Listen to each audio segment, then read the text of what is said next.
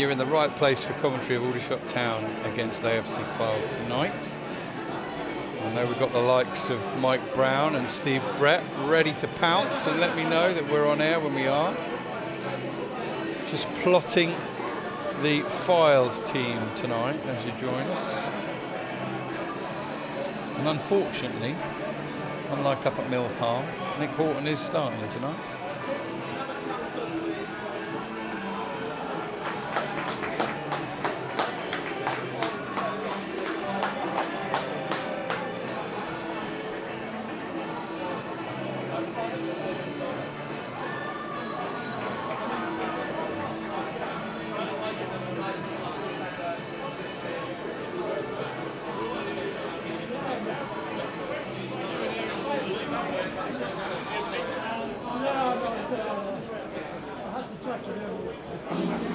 Good evening, Graham Whitehead. Thanks for letting us know that we're on air. And Mike Brown as well. And Steve Brett. Good afternoon, gentlemen. We've got a debutant alongside me tonight. We're not officially on air, but we may speak to him just to say hello and just calm his nerves. For the second week running, we have a 16-year-old in the commentary box. Good evening, Freddie Snell. Good evening, Rob Worrell.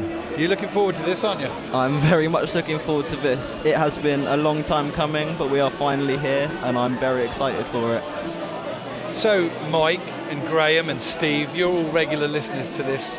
Maybe just drop me a note on this. Freddie has been doing the odd little after a home game chat on air since he was 10 years old.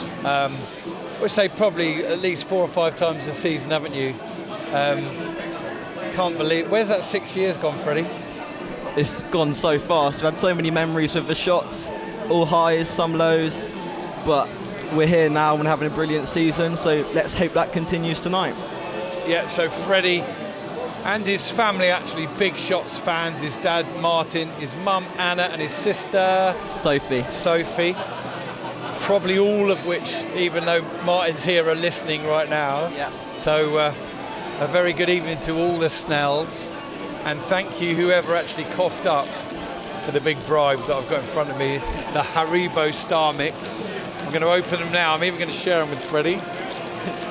You don't really want to hear me chomping on air, but we're not on air yet, are we, Freddie? We're just chit-chatting off air. There we go. So Steve, Graham and Mike, have you heard Freddie's post-match chats in the past, and how do you think he's done? 3 changes for Shots tonight, full details to follow.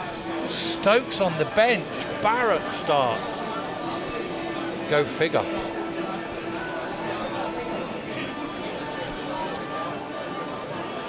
More from myself and Freddie in around about 5 minutes time, where we'll get going fully. Prior to that, we're just finishing our notes and eating sweets.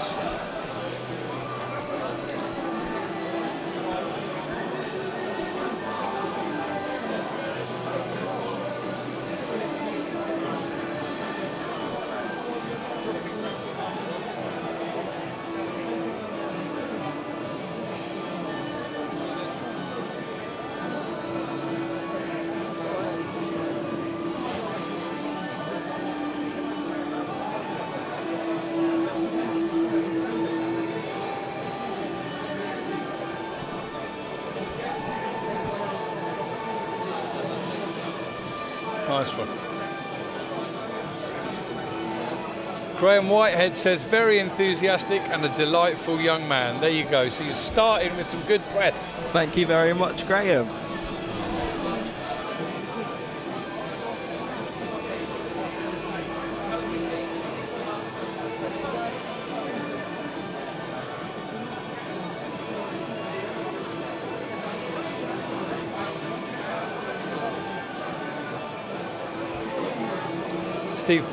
Steve Brett said, Freddie is fine.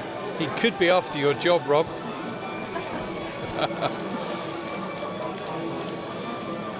Neither of us know what to say to that one. There's a bit of life in the old dog yet, though.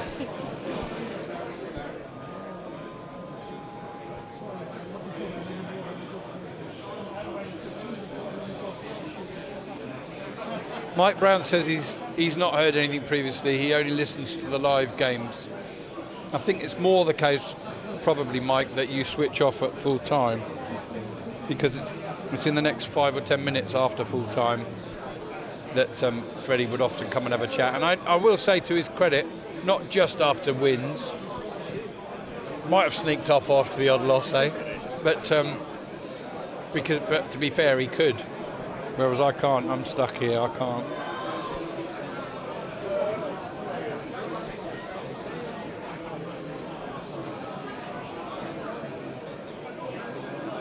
Lewis Davies asked the question, might Aldershot be playing 4 across the back tonight? Good question, Lewis. I don't think so.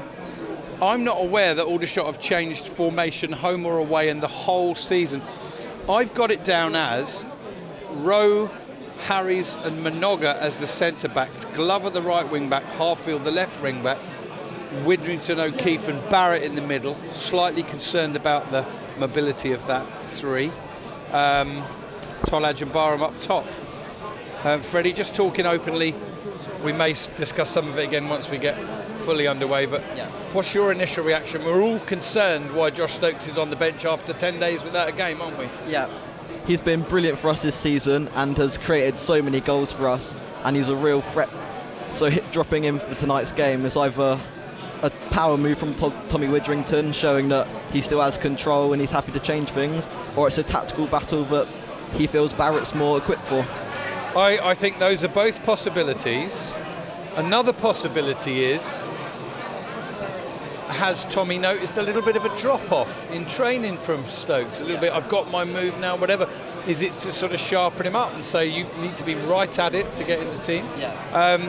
Another theory is, at some point, Josh Barrett has got to be given a game from a start, and for whatever reason, Tommy thinks tonight is the one.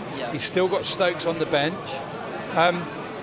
I don't know the history other than Tommy managed against Fylde twice last year, and Josh Barrett was in that Kings Lynn squad last year. Did he do something against Fylde that worked well? Did he come on and do a job stopping Nick Horton, or well, I don't know. I'm just completely clutching at straws, but there could be something in that, and obviously hopefully we'll speak to Tommy later and get his thoughts. Yeah, it could also be that we're going to have to live without Josh Stokes next year, and we're trying to find out a system that works to fit Josh Barrett in, so we don't need to bring anyone in over the summer, and we already have a ready-made replacement ready to go.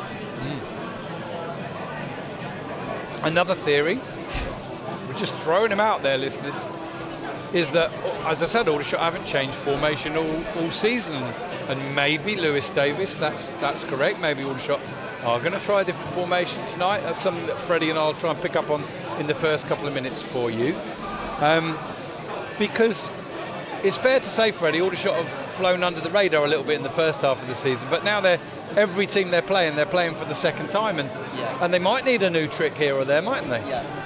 Once you've played half a season, you get predictable, and as we've played everyone already, and we've done quite well against other teams, they're going to know our threats, they're going to know who to stop, where to stop us playing, and how to get a result against us. Absolutely. Reasonable crowd building up here at the EBB. There is a little bit of a worry with 3 consecutive home games, Tuesday, Saturday, Tuesday, that people might pick their games.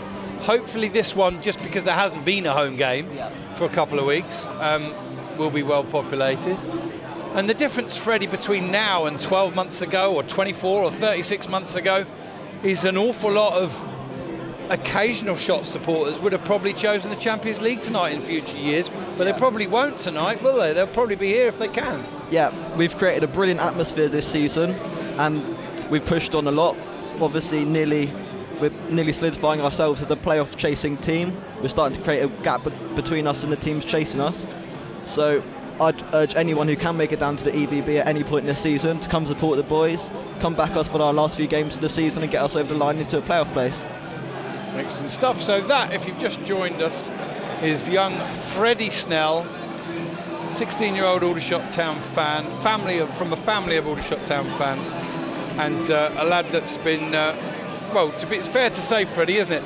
You'd absolutely love to forge a career in on the media side of sport, hopefully football. Yep, that's what I'm gearing myself up to do.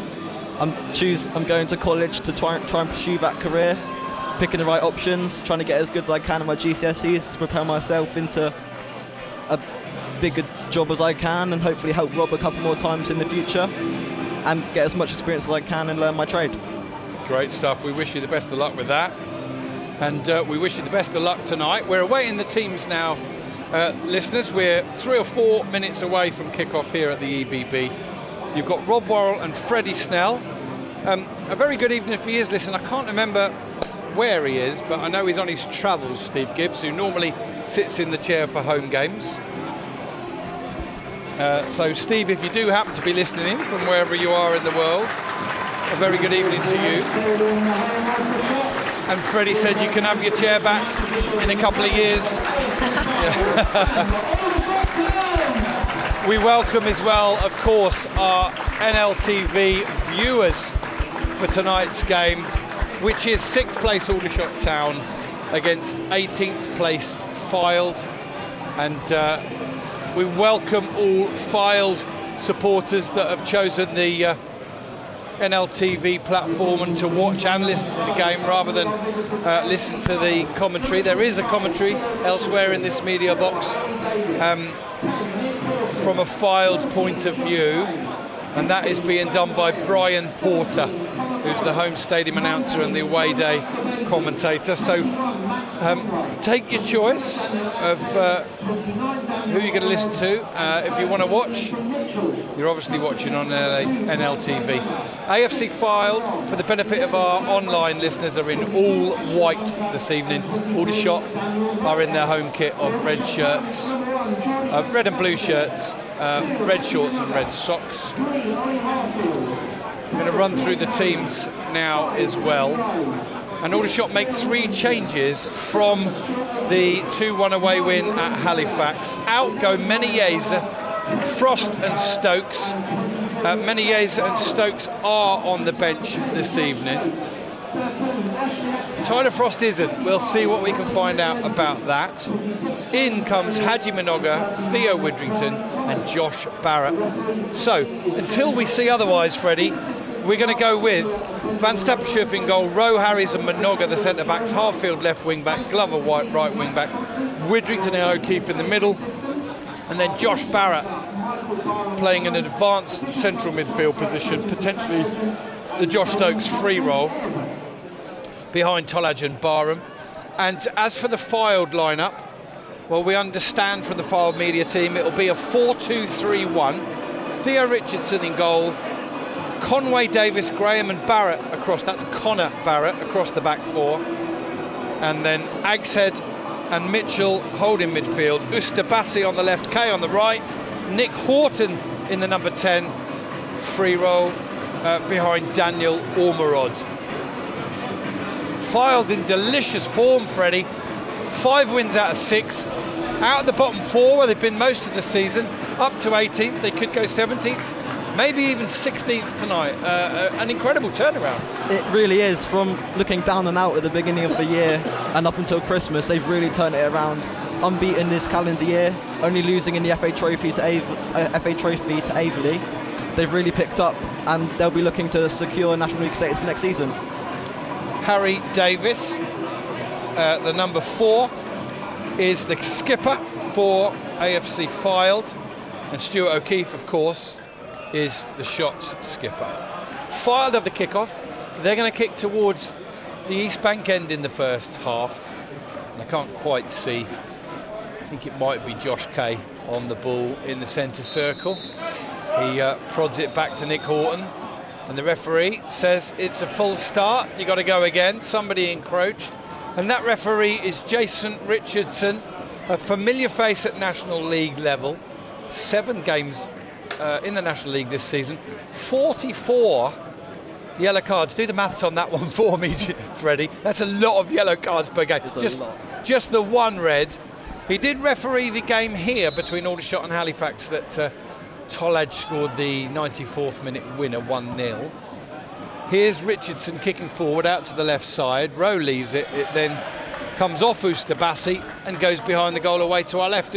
where Van Stappershoef will collect it and take the goal kick for shot. So a warm welcome then, Freddie, not to the EBB because it's familiar to you, but to the media box and the seat of Steve Gibbs.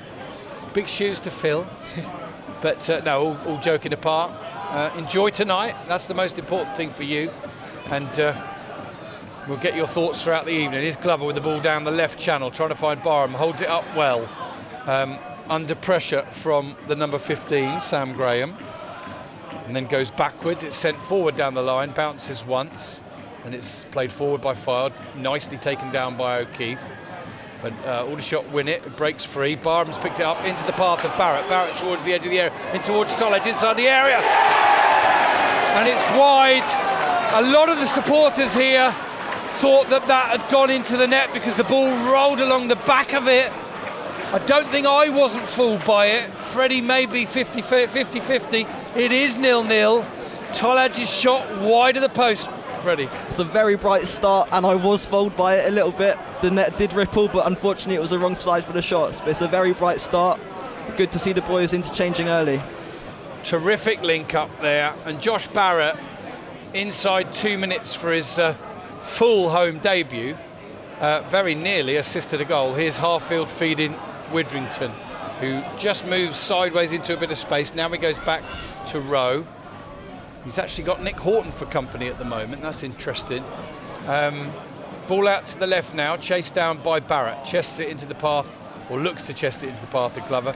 And whilst the understanding with Tollage a couple of minutes earlier was superb, with Glover they didn't quite get their telepathy right, did they? Ball's out into touch, throw into Fylde, down the line, one in the air by Glover, who's just won, by the way, the January Player of the Month, according to the Aldershot Town Supporters Club. And I think that's thoroughly well deserved. In past seasons, Glover hasn't done quite enough for me. I know he was hampered by injury in his first season.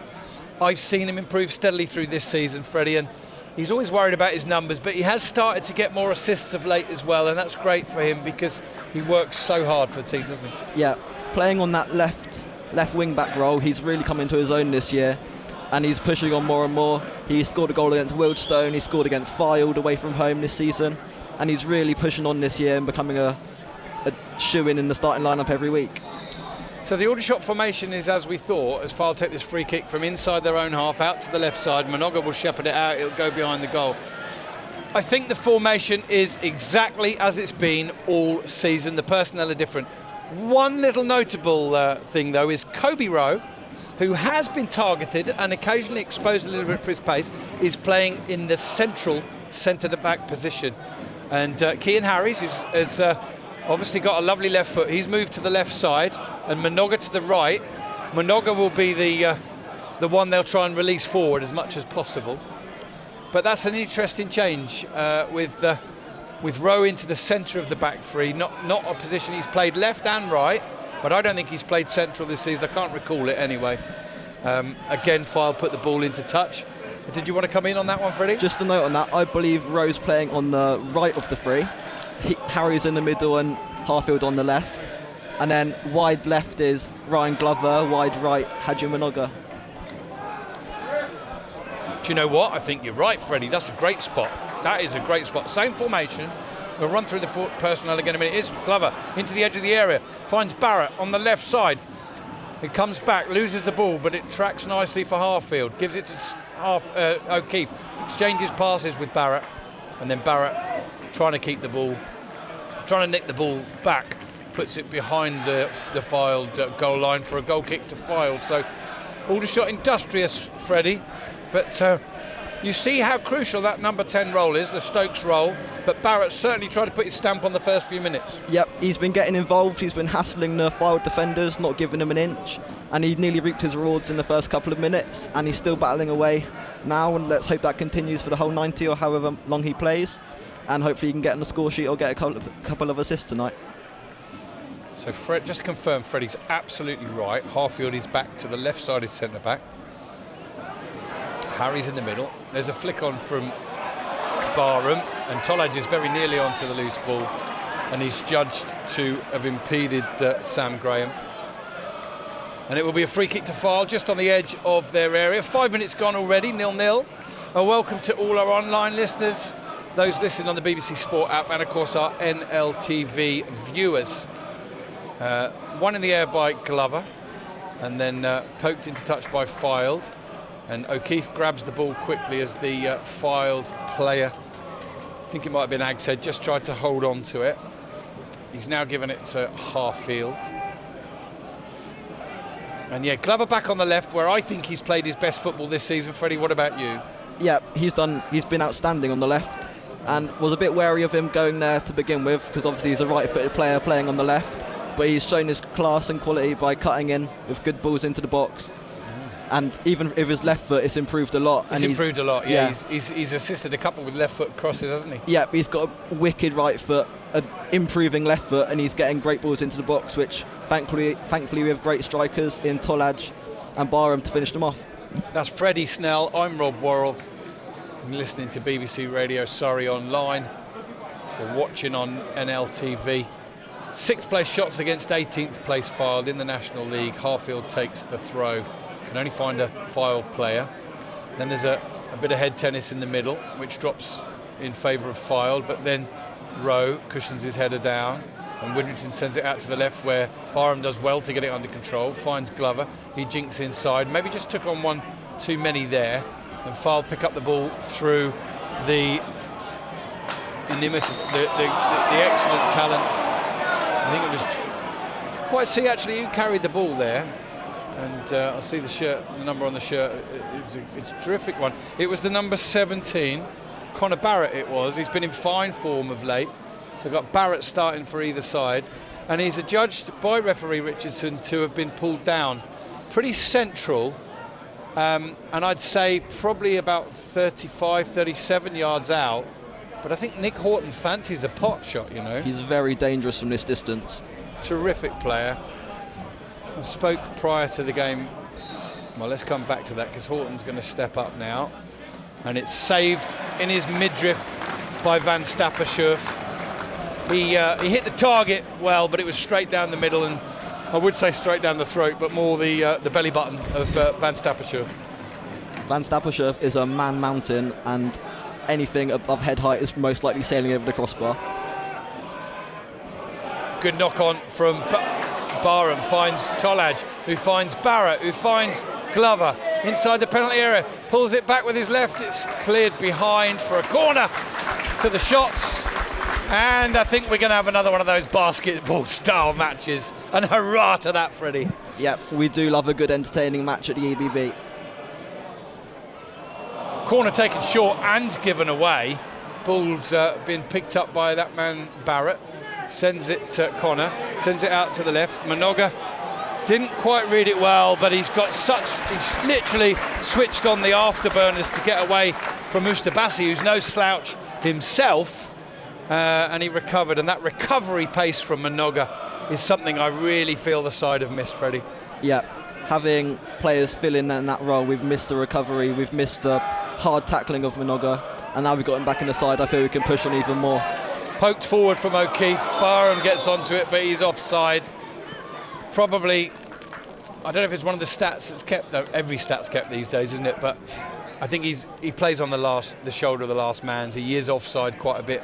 But he only needs to beat it once or twice in the game, and it could be to great effect, couldn't it? Yeah, and with Jack's finishing ability, you'd count on him to score 9 out of 10 chances he gets in the box. Now, we're allowed to disagree, and I'm going to disagree with you. I think he makes countless chances for himself, Barham, but I don't think he finishes 9 out of 10. I think that's the area he needs to improve. Here's Josh Kay, great first touch, squares it across to the far post, and Rowe takes no chances and pokes it behind the goal for a Fylde corner. And Beach, the Fylde manager, I think he loved that touch and that move, but he was a bit disappointed one of his players wasn't arriving to poke it in. Yeah. With Ormerod, he's a young centre forward and he's learning his trade still, so with a few years he could be in those positions, but you need an experienced centre forward in that role just to get in front, in between the penalty spot and the 6-yard box, just to finish those kind of deliveries off. Steve Brett just commenting that Fylde are in great form, as we've acknowledged a couple of times. The ball's cleared away from the corner. 5 wins out of 6, the other one was drawn, so 16 points out of 18 for Fylde. Ball goes away behind the goal, this time for an Aldershot Town goal kick. And I don't know about you, Freddie, but the first 10 minutes of your debut in co-commentary have been nice and lively, hasn't it? Both ends. Yeah, it's been a feisty game. A lot's been happening. Lots of chances for both sides. It's a nice way to ease yourself in. We'll just await the first goal of the night. We'll keep you abreast of other games in the National League, at least a couple of which have gone by the wayside this evening. And delighted at this, I think it might be the third attempt. York against Dawkins underway. Altrincham against Dorkington's now been cancelled 4 times.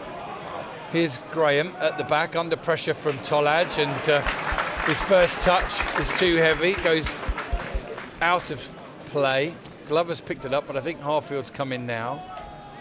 And Glover does take it to Tolaj, gets it back to goal edge of the penalty area, places it back out to Harfield. Harfield back to O'Keefe, who's on the left touchline, into Tolaj, back out to Glover. Glover tries to thread a ball through, that's well cut out by Ethan Mitchell. And Fylde now looking to counter. Horton's on the ball, squares it, and the ball's picked up by Agshead. He goes to Kay, who goes all the way back to Sam Graham. And from Fylde's point of view, of any away match, the first goal is to keep the opposition out in the first 10-15 minutes. They've done that fairly well. Tolaj, in truth, I'd have backed him to be scoring that chance he had in the second minute more often than not, wouldn't you? On his left foot? Yeah, definitely on his left foot. He's been hitting the target with those all year, and he definitely fooled a few Shots fans in thinking that had gone in early on. Including 1 or 2 in this media box, Freddie. But I'll tell you what, you certainly weren't the only one. This particular section we're in, I saw the ball roll in at the back, and I thought if that then comes out the side, it's not gone in, and that's basically why I waited, and it did. But yeah, here's a goal kick, flicked on by Minoga, into the path of the left back, Max Conway. He sends it forward, and it will find touch. Halifax have scored this evening. They've taken the lead against Maidenhead.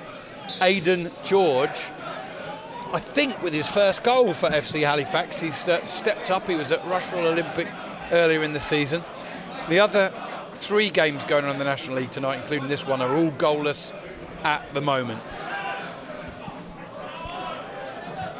Shots come forward down the right side. The ball is won in the air by Harry Davis, the forward captain. It's back in touch. Rowe takes the throw. This time it's knocked down by Barham and cleared away by Ethan Mitchell for another throw, which Rowe will look to take again. And Aldershot need a little bit more movement. Everyone's static at the moment. Eventually he goes down the line and Barham jumps. I don't know why. I know he's got a good leap, but why would you pick that? Barham jumping against the centre back. In actual fact, by the way, the referee's seen a little nudge there, and I think he's given a free kick. No, he hasn't.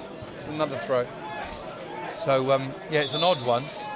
Referee saying don't go any further to Rowe, and he carries on walking. Needs to be careful, because he was, after the ref had said no more, he took another 3 or 4 steps, but then he looked backwards and took his throw that way. Here's Harfield at the back, and Harry sends it forward. Little flick on from Barham, could have gone anywhere, but it goes all the way through to Theo Richardson, who's in I don't want to call it an off blue, a pale grey, I don't know what colour is of the kit. Kind of baby blue.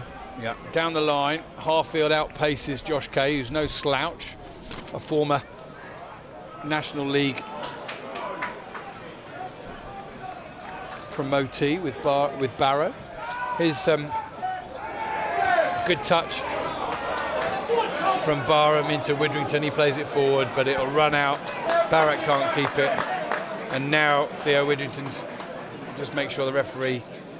He asked the referee the question, why didn't you blow for the free kick? I mean, I think Aldershot assumed they'd got an advantage there, and if they did, well, they didn't make the most of that advantage, did they, Freddie? Not at all. It was a poor ball through by Widrington, and Barrett just couldn't get on the end of it. I would imagine that most of the people involved are here, but they could be listening. Congratulations to the 2 camps that have started Aldershot Town podcasts lately. You've got When the Flames Go Up, which I think is hosted by Will Brown. That's about 10 episodes in. And the Shots Pod, And that's hosted by father and son Howard and Liam. Howard's a long-term Shots fan. He goes back almost as long as I do. And Liam more recently. But they've had, I think, 3 episodes, maybe 4 out now, and there's one just come out today with young Jamie Hedges, who's in charge of Aldershot Town's recruitment. That's got to be well worth a watch or a listen. I might listen to that on my train journey home this evening, as the referee tells Conway don't steal any more ground. Widrington appeals, the whole of the North Stand appeals, and the referee Theo Richardson makes himself a little bit more popular with the Shots faithful by saying, OK then, Aldershot, you have the throw. Minoga to Widrington, back to Minoga, touched in to, or out of play by Ormerod. Aldershot take the throw quickly, Rowe to Harfield, back to Van Stappershoef, clips it forward. Barham gets his head on it. It doesn't go where he wants, but it goes straight to Rowe, and then Barham wins another header. Aldershot probably trying to play with intensity, but and they win a free kick in the middle with O'Keefe. But at the moment, well, Nick Horton trying to make sure that O'Keefe couldn't take it quickly there, and he was entitled to leave his body there. I think he was walking away from the ball. That was your old-fashioned guaranteed way of getting a yellow card, and it's ironically, in this day and age where they're waved around like confetti, it's one that's almost disappeared now, isn't it? Referees don't like giving them for that anymore. Yeah, it seems to have gone a bit soft. You'll get a yellow card for taking too long on a goal kick, but you won't get one for getting a ball pelted against you for trying to take a quick free kick. 17 minutes gone, and it remains Aldershot Town 0, AFC Fylde 0. Graham Whitehead said that Jamie Hedges' interview on the Shots pod is well worth listening. Good luck to both of those Shots-related podcasts. Here's Widrington, who reacts first, but then gets his pass out to Minoga wrong, and it's picked off rather easily by the young left-back Max Conway. Minoga's now backtracked and blocked his path, and he goes back through Ustabasi to Agshead, who's looking to change the play out to the right-hand side, where he picks up Connor Barrett. Barrett can advance 5, 10, 15 yards. Now he's up against Glover and O'Keefe. Goes out to Kay. Can Kay make room for a cross? Yes, he can. It's fired in. And do you know what? Ormerod stretched his neck sinews there and didn't make contact, but I don't think he was very far away, Freddie. No, it's a brilliant ball in, and Ormerod was just off it, and if he got a slight touch on it, the ball was that good that it would have found the Shots net very easily. So that's Freddie Snell. I'm Rob Worrell. Good evening to Mike Winfield, who's listening. Good friend of mine, and a member of a family which includes a former Shot, Dave Winfield, and Mike's dad John still bleeds a little bit of red and blue somewhere, even though his son these days plays for Chelmsford, 1 league below. There's a good win from Glover, but he can only poke it to another Fylde player, who pokes it back to Ollie Harfield. I've not mentioned the weather this evening. It's blustery and showery, very light drizzle. Here comes Minoga over halfway. He's brought down, and by Ustabasi, who's going to get the first of Jason Richardson's yellows this evening. The yellow card hungry ref has waited 19 minutes, and I think basically because it was a little bit cynical from Ustabasi. He knew that Minoga had got away from him and he was dangerous. Would you agree? Yeah, he knows Minoga's strengths, and the best way to deal with that is to take him out, and he's done that. He's probably saved Fylde from a difficult counter-attack to defend against. Okay, it's been a long day of work and travel, so I've had to use my calculator. Jason Richardson averages 6.28 yellow cards per game. 1 down, 6 to go. Here's Aldershot underway with their free kick. Glover's got it. He's going back over his own halfway line. In the end, he's forced all the way back to Van Stappershoef, who can just slip it to Rowe here. Rowe's now under a bit of pressure from Ustabasi, so he goes back to Van Stappershoef. And he may well have to kick long here. He does, straight down the middle. Again, it's going to be Barham that jumps with the skipper, Davis. Davis wins it. His header goes all the way through to Van Stappershoef again. Barham had no chance on that one because he actually slipped as he tried to take off. And it was raining a lot on the way here, but I think in the build-up to the game it had stopped raining and now it's started. You can just see it blowing across the pitch. If you've got your TV pictures you'll see it, but I'm describing it for our radio listeners. There's a flick on from Barham, but it's easily dealt with by Ethan Mitchell. He goes back to Theo Richardson, who clips a ball forward, which Widrington should win in the air. He heads it down, and Graham leaves it for Davis, who goes back to Richardson. Good winner in the air from Widrington. He put it into a position of, he played the averages. There's a good headed winner from Harfield, but again, unchallenged. Harry Davis will win a header. Harfield wins another one, it comes back. And then there's a good bit of footwork from Conor Barrett, who's slipped past Glover. Gives it to Kay on the right-hand side. He should be able to get his cross in. It's half cleared. Comes out to the edge of the area, of all people, to Nick Horton. And he tries a shot, which gets a little bit of curl and a little bit of dip on it. But fortunately for Aldershot Town, goes a little bit wide and a little bit high. And Nick Horton won't need too many sighters, Freddie, but he obviously did need that one. His second effort at the game, of course, following the free kick, which was on target. Yep, he's a player full of quality, and from outside the box he can hit one straight into the top corner without any other invitation. I don't know if any Fylde fans are listening or watching. I'm at Robshot on Twitter or Space or whatever, X or whatever it's called these days. I've heard so many people talk about the qualities of Nick Horton, but I've never heard anybody say what it is the reason that he's not playing at a higher level. Is he just very, very happy at Fylde? And it's all due respect, of course, to Fylde. But everybody says he's like a Football League style player. And we see it so often. So if anybody wants to say what it is about Nick Horton, which is the reason why he's not a Football League player, then yeah, at Robshot 66. Now, Josh Barrett has gone down and might need a little bit of treatment here. He's pulled down his sock over his shin pad, so it's probably calf related. And if it is even a little pull or strain, that could well be the end of his match, Freddie. We are halfway through the first half here. Of course, Josh Stokes would be called upon in that instance, and I think he's already been given the nod, actually.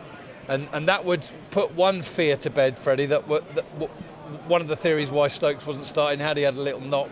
Yeah. And it appears that it was more just to rotate and give Barrett a start. But just sum up for us the first half of the first half. First half. It's been quite scrappy. Players slipping all over the place. The conditions maybe not helping out. There's been chances for both sides.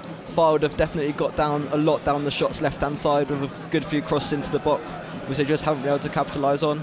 The shots have had a couple of chances, most notably Tollage's in the second minute, where he shot just wide and fooled a few shots fans in the north stand. But other than that, not much has really happened. Mike Brown says, well done, Freddie, great spot on the Aldershot defensive line-up change. And just waiting to see, Josh Stokes is getting stripped and ready. And it's interesting, isn't it? You know, I think there's only a couple of times in league matches this season that he's been left out from the start. And unfortunately for Josh Barrett, he's only lasted 23 and a half minutes, or 22 and a half when the incident occurred. Yeah. But Josh Stokes is coming on. He will be on in a minute.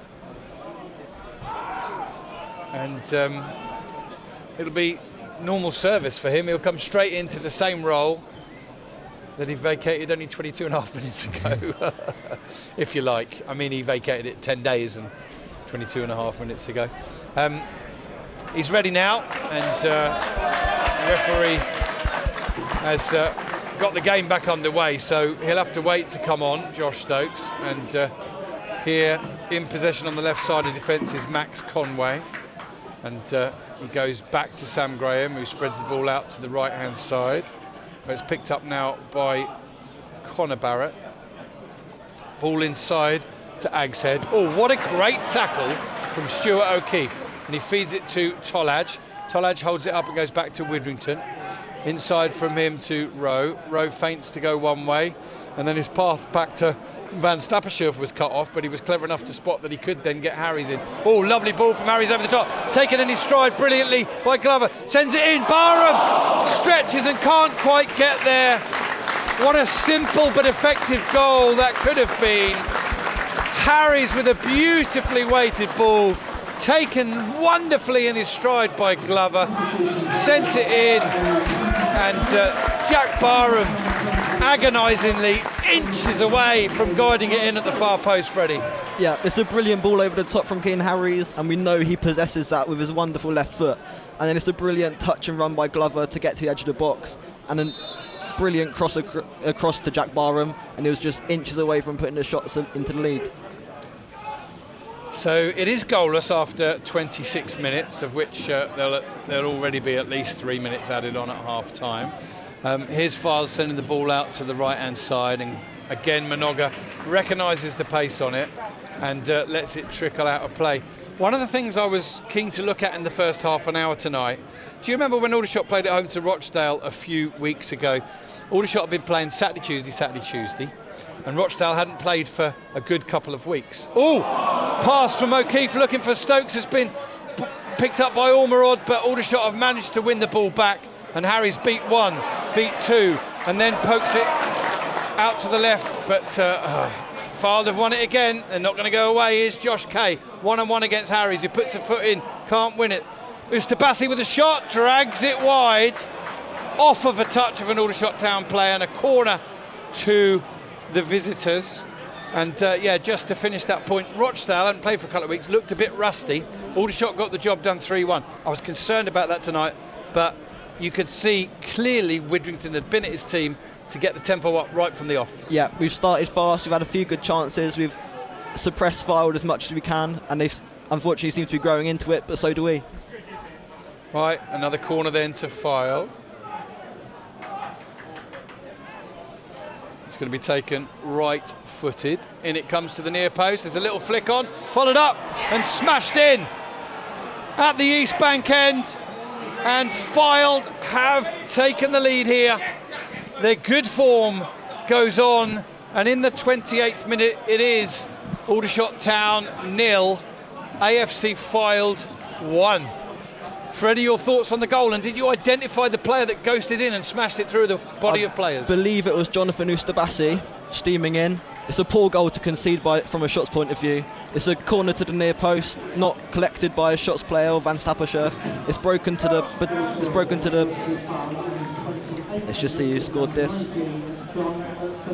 Well done, Freddie. Yep. Freddie getting all the big calls right on his first commentary. Well done. I had to hold my thoughts because I didn't get a clear identification of it, but well done Fylde. Their good form continues. They've taken the lead. Ustabasi, who struck twice, didn't he, at Dorking just a couple of weeks ago.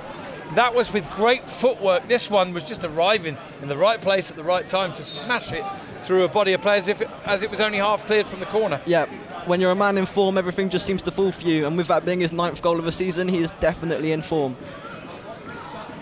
Ball from Aldershot is bouncing around. Oh, it's a poor touch there from Richardson.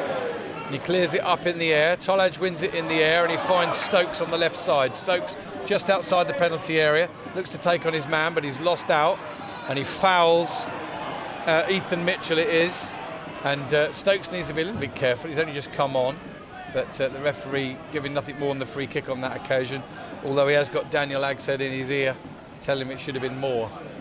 A little bit of a worrying moment for the keeper Richardson there, although we have to forgive him with the slippery, windy and drizzly conditions.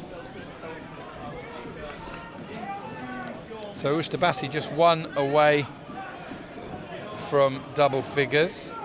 Horton, I think, has just reached them, hasn't he? He got his total. I think both players are now on 9 goals for the season. That's it. Of course, Aldershot's front two tonight. Barham and Tolaj have got considerably more than that. Tolaj the top scorer, but there's a heavy touch. Can Stokes get in there and win it back? No. Good control. Horton now on the ball, comes back onto his right foot. He's going to try a shot from distance, is he? Onto his left foot. Still got it into the penalty area, and Minoga sees him off. There was a moment for me there when Horton should have struck it, Freddie. What did you think? Yeah, he's cut inside the Aldershot's defender, and he had the top right-hand corners staring him right in the face, and he just couldn't find it or get a shot away.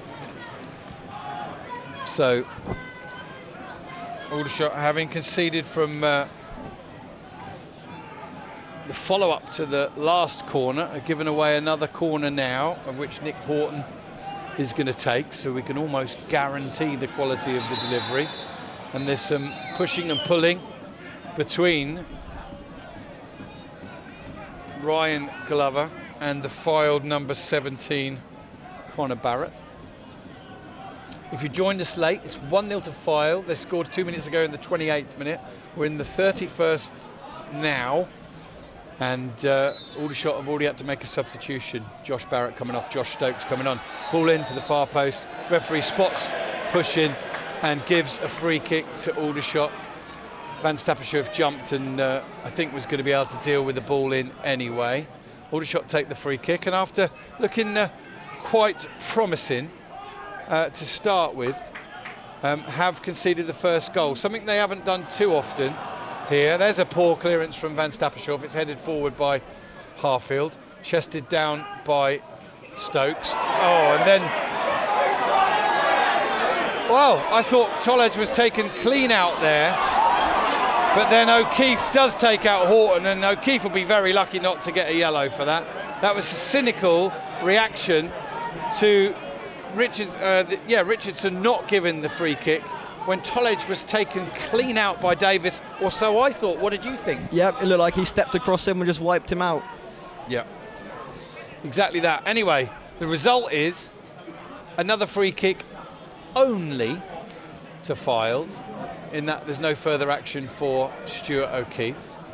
And again, here we are, 40 yards out, dead central, and this time Horton passes it to his right and feeds Daniel Agshead. We go further right to Kay, who's under pressure from Glover, thinks about going back. Barham's cut that pass off. Good work from Glover, and he really did well there against Kay. And then Richardson sends it forward out to the right hand side. That bounces once and is picked up all too easily by Barrett. Harry sends it forward. Richardson's out of his area. Header from the goalkeeper. Does find a Fylde player, and then Rowe can only head it up in the air. This is all very scrappy, and that has to be a push from Ormerod. No, nothing given. Ormerod plays it into the path of Kays inside the penalty area, and he buries his shot, but Fylde go 2-0 up, and that had to be a free kick to Aldershot, but the goal's been given, and Harries has been shown red as well for his protest afterwards to Richardson. Fylde have doubled their lead. Harries has been sent off, and Aldershot are in all sorts of trouble here 33 minutes in, Freddie. I'm in disbelief. That is a blatant foul on an Aldershot defender, which has put Fylde through. A clear push by Ormerod, and then Harries is sent off for probably saying something to the referee. Well, the goal being given is definitely unjust because it was a clear foul. However, you cannot show that much dissent as Harries did right in the face of the referee. We have no idea what he said. I actually have got no empathy, really, no sympathy for the red card, Freddie, but I do agree wholeheartedly that goal should not have been given. No, it shouldn't have been at all. The red card, Harries has chased him 20 yards down the pitch to go at him, so that's probably justified, but the goal, a clear push by Ormerod that sent a defender over, and it's left loads of space for the Fylde attacker to run through, and it's a good finish, to be fair to him, but once again, the ref is put pay to Aldershot's hard work. Yeah, Josh Kay's second goal in 2 games. He came back into the side on Saturday at Eastleigh and scored. And now Aldershot are not just 2-0 down, but down to 10 men as well as they thread the ball down the left side. And, Kean Harries saw red. I mean, literally and metaphorically, didn't he? Yeah. The red fog definitely descended over him, and now it's left Aldershot with a job to do, down to 10 men, 2-0 down, and a change in shapes needed. It looks like Stokes has dropped into that centre mid role with Minoga, Rowe and Harfield as the back three. No right wing back anymore, and just Glover. Might have even gone to a straight back four. Look, let's get things in perspective here. Fylde have been good, they've been in good form, and they've started well tonight. They've taken the first chance of the night, got themselves noses in front after a pretty even start, and fair play to them. You know, you play on if you can, don't you? It's as simple as that. Edge of the area, O'Keefe goes in hard, ball comes off a Fylde player, should be a corner to Aldershot. And the referee gives a free kick, a goal kick. And I'll tell you what, Aldershot have managed to rile Richardson to that extent that now on a 50-50 decision, he gives the goal kick to Fylde. I do not blame Fylde at all. If I was a Fylde supporter, I'd say, you play on if you can. We've finished the goal, no problems with that. And ironically, the scoreline now is the reverse of what it was up at Mill Farm when Aldershot won 2-0 in a very different game. Fylde were in a poor run of form at the time. They lacked a bit of belief on the day. Aldershot had control of the game and struck twice in the second half from Frost and Glover. But yeah, I've not really had too many issues with Aldershot's performance tonight, but all of a sudden, we're not even at half-time. They're 2-0 down and down to 10 men, and it's going to take something incredible to come back from here. Yeah, it's a hard job as it was, but now down to 10 men, 2-0 down. But we've done it before. Not with 10 men, but we have done it before. We've beaten Bromley and Maidenhead from this deficit, and we've done it in short periods of time than we have left in this match. Yeah, absolutely. Here's Ormerod, the one who got away with that foul and then fed the ball to Kay, who's on the ball now. Josh Kay, the former AFC Barrow player, 2-2 for him.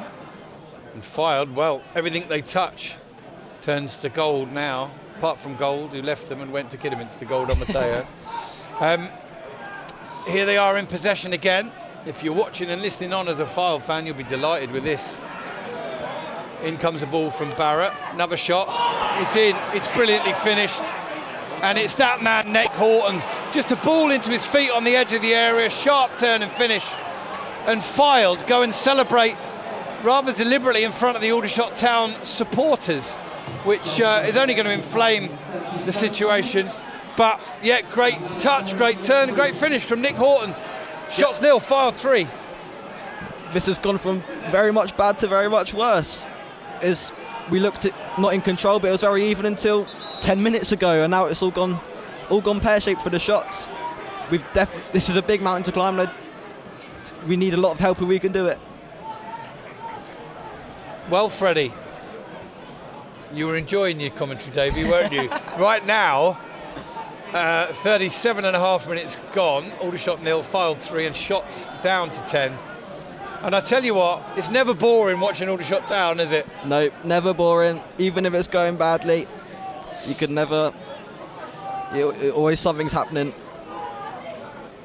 Quite outrageous. Quite outrageous. I was just trying to think how long was gone and what the score was when Josh Stokes come on. Was it 0-0 or 0-1? I can't remember, to be fair. I think it might still been 0-0. I believe it was. It was, wasn't it? Because Stokes came on in 24th minute and the goal was in the 28th. And Fylde, well, they've got the wind in their sails now. Here's Ormerod with a turn. Stokes nicks it. And those cheers, listeners, our TV viewers will know, but those cheers, almost as loud as the goal, were because the referee gave Aldershot Town a free kick. Fair to say he's not going to be on his Christmas card list here at the EBB Stadium. He had only shown one red this season in his previous 7 games. We joked about him averaging 6.8 yellow cards. But whatever Kean Harries said to him right in his face after the goal was allowed to be given, the referee took exception to it and went straight for his red card. And there's a rather cynical foul from Aldershot.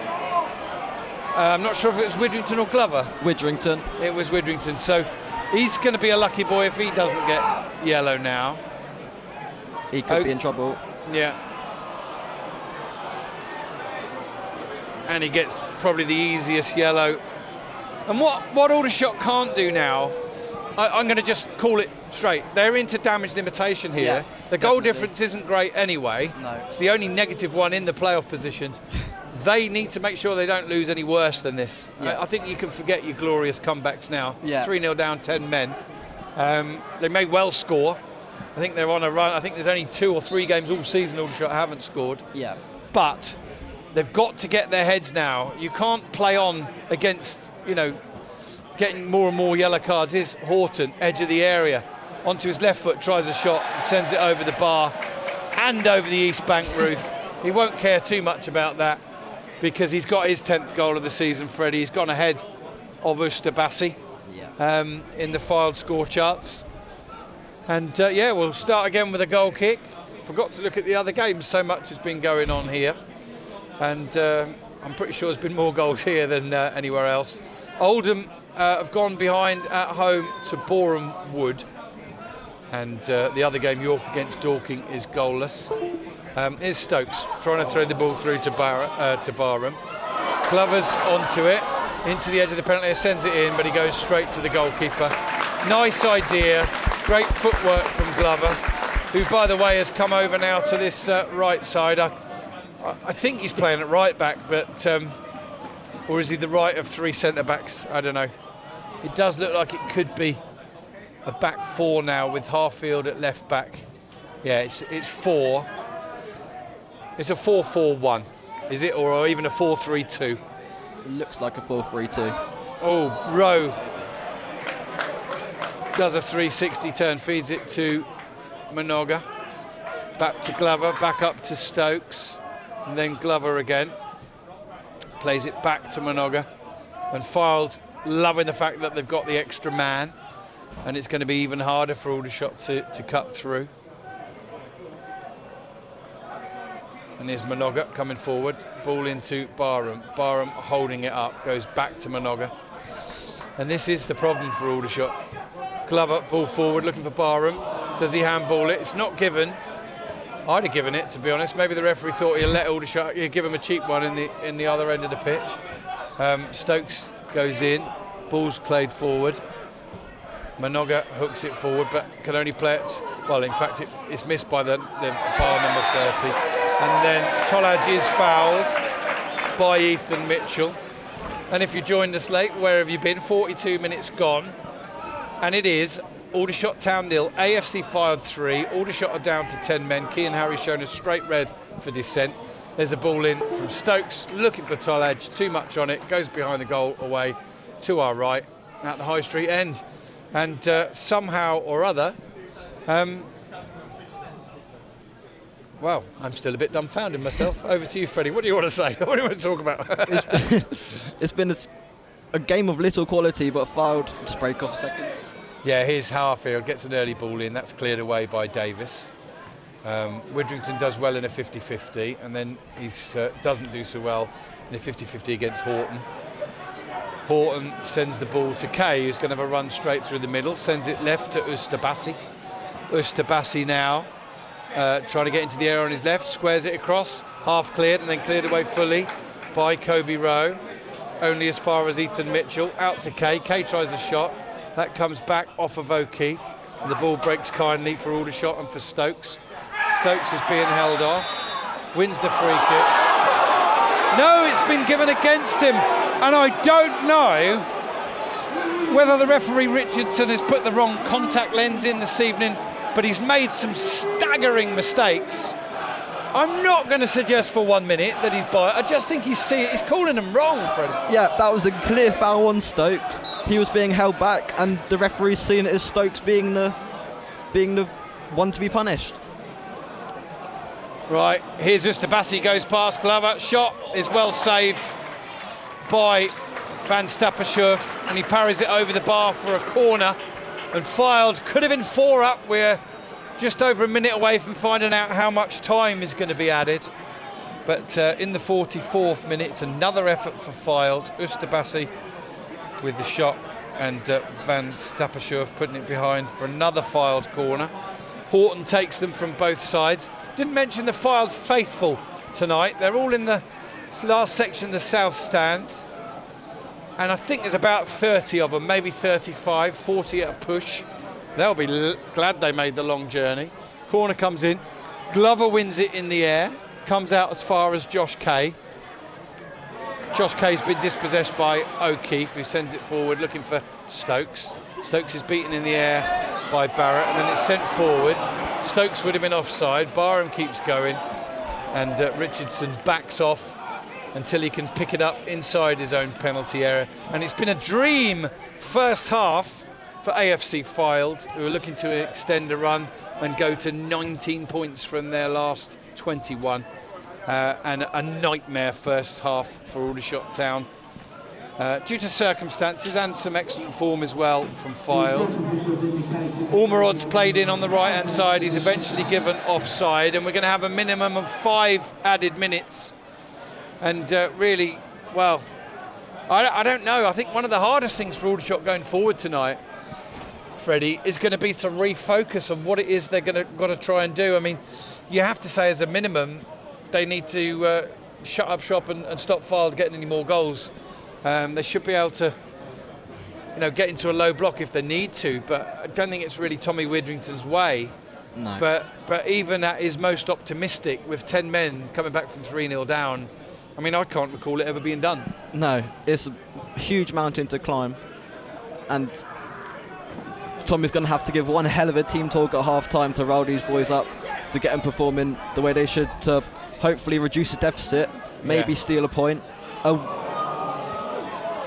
Rowe does well to get to a 50-50 ball, and there's a ball through the middle again, and this time it's just Abassi, but he can't outwit Harfield, who clears away to touch on the far side, and almost half of the 35 or so Fylde fans on the far side are on their feet, loving this, just wondering how many more goals they're going to rack up. Ustabassi and Kay and Horton, they're all in great form, aren't they now? As the team are. What a staggering turnaround under Chris Beach, who was, I think, upstairs as possibly the director of football. I'm not 100% on that, but when Adam Murray was relieved of his duties, he's come into the hot seat and he's done a fantastic job. Here they come again on the left-hand side into the penalty area, where Glover pokes it behind for a corner rather than let the cross come in from Ustabassi. And Fylde will have another corner. What Aldershot would be doing is wasting their energy if they spend time in the dressing room talking about the referee, because it's done, it's gone, and they have to focus on what they can get out of the second half. Yeah. It might mean the call for further fresh legs at some point. In comes the corner from Horton, headed away by Rowe, back to Horton. He brings it down. He's now going on one-on-one against Rowe. He's going to try a shot from the edge of the area. And that's on target, deflects off the head of Harfield behind for another corner. I think Van Stappershoef was fairly well positioned, although he was moving away to his left.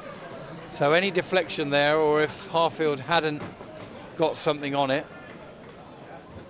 And, one or two people ahead turning on their heels, I think just for half-time refreshment. I don't think they're doing a West Ham here. No. I don't think they're heading back to Stratford as the West Ham fans did against Arsenal, 4-0 down at half-time. There's good work from Barham to win a 50-50. Stokes is onto it, come back to O'Keefe. Ball lifted over the top, and Barham's not given offside. He's making his way into the penalty area, squares it. Tolaj will pick it up, try and get it onto his left foot, passes to Stokes. Oh, his shot hits the underside of the bar and he's cleared away, and Aldershot could have been right on the verge of half-time, back to 3-1. And Stokes can't believe it, he couldn't have hit it much better, Freddie. No, it's brilliant interplay from the boys, lay back to Stokes, it's looking destined for the top corner and it's just hit the bar. Here's Tolaj trying a shot, gets a little deflection, trickles through to Richardson. The shot was with his right foot, didn't really get too much power on it. Richardson waits for Tolaj to shut him down before he picks the ball up. We've got just over a minute left of the 5 added, and it's been a pretty wretched night so far if you're Aldershot Town. All good plans and that, and Fylde have taken full advantage of both their good form, some rather questionable refereeing decisions, and the extra benefit they've got of the fact that Kean Harries lost his cool, lost his composure, and said something to the referee that caused him to wave a red card in his face. And that was all after Fylde went 2-0 up. They've since gone 3-0 up with Nick Horton. And Aldershot have the ball in their own half at the minute. Manoga finds Harfield, sends the ball down the line, looking for Tolaj. That's won by Graham, sends the ball down the line, and that will find touch as well. Shots fan Colin Hayden in Tenerife says this needs to be the mother of all comebacks. 3 down, 10 men and a dodgy ref. I think there are just 2 or 3 incredibly questionable decisions from the referee. Other than that, he's been fine. But those are key decisions, Freddie, aren't they? And they've had a big effect on the game, particularly the one in allowing the second goal to stand. Big boos, and let me tell you, listeners, they're not for the Shots team. They're for the referee, Jason Richardson. And you're not fit to referee is being sung out. But nevertheless, Fylde have come here in great form, and they are flying. Half-time scoreline, 10-man Aldershot 0. 11-man AFC Fylde 3. Freddie, sum up that first half for us.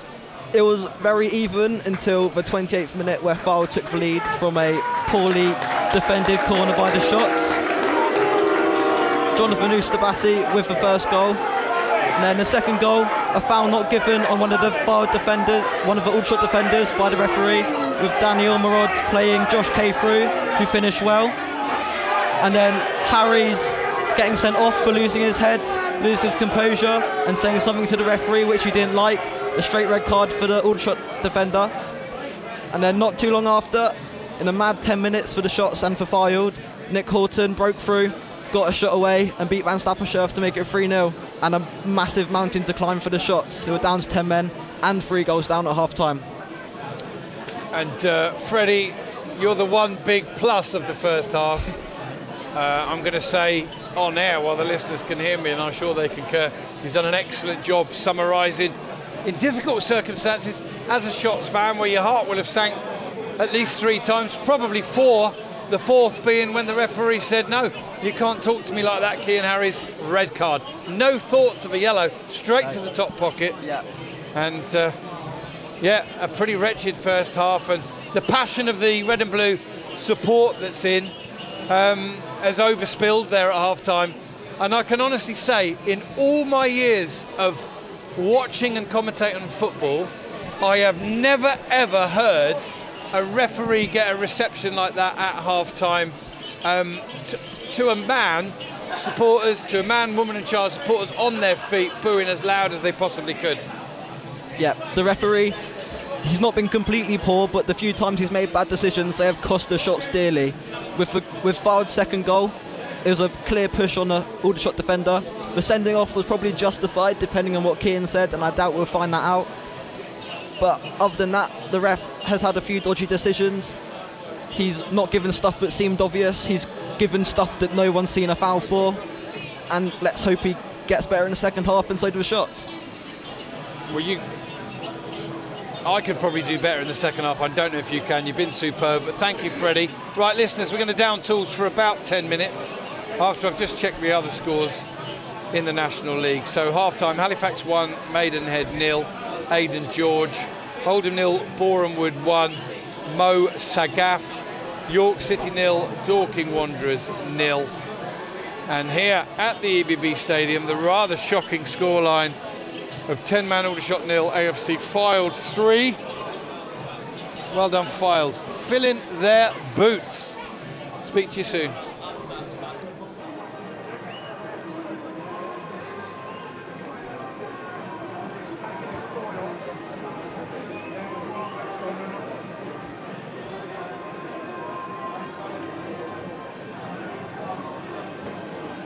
Do you know Carmen Sophie listening?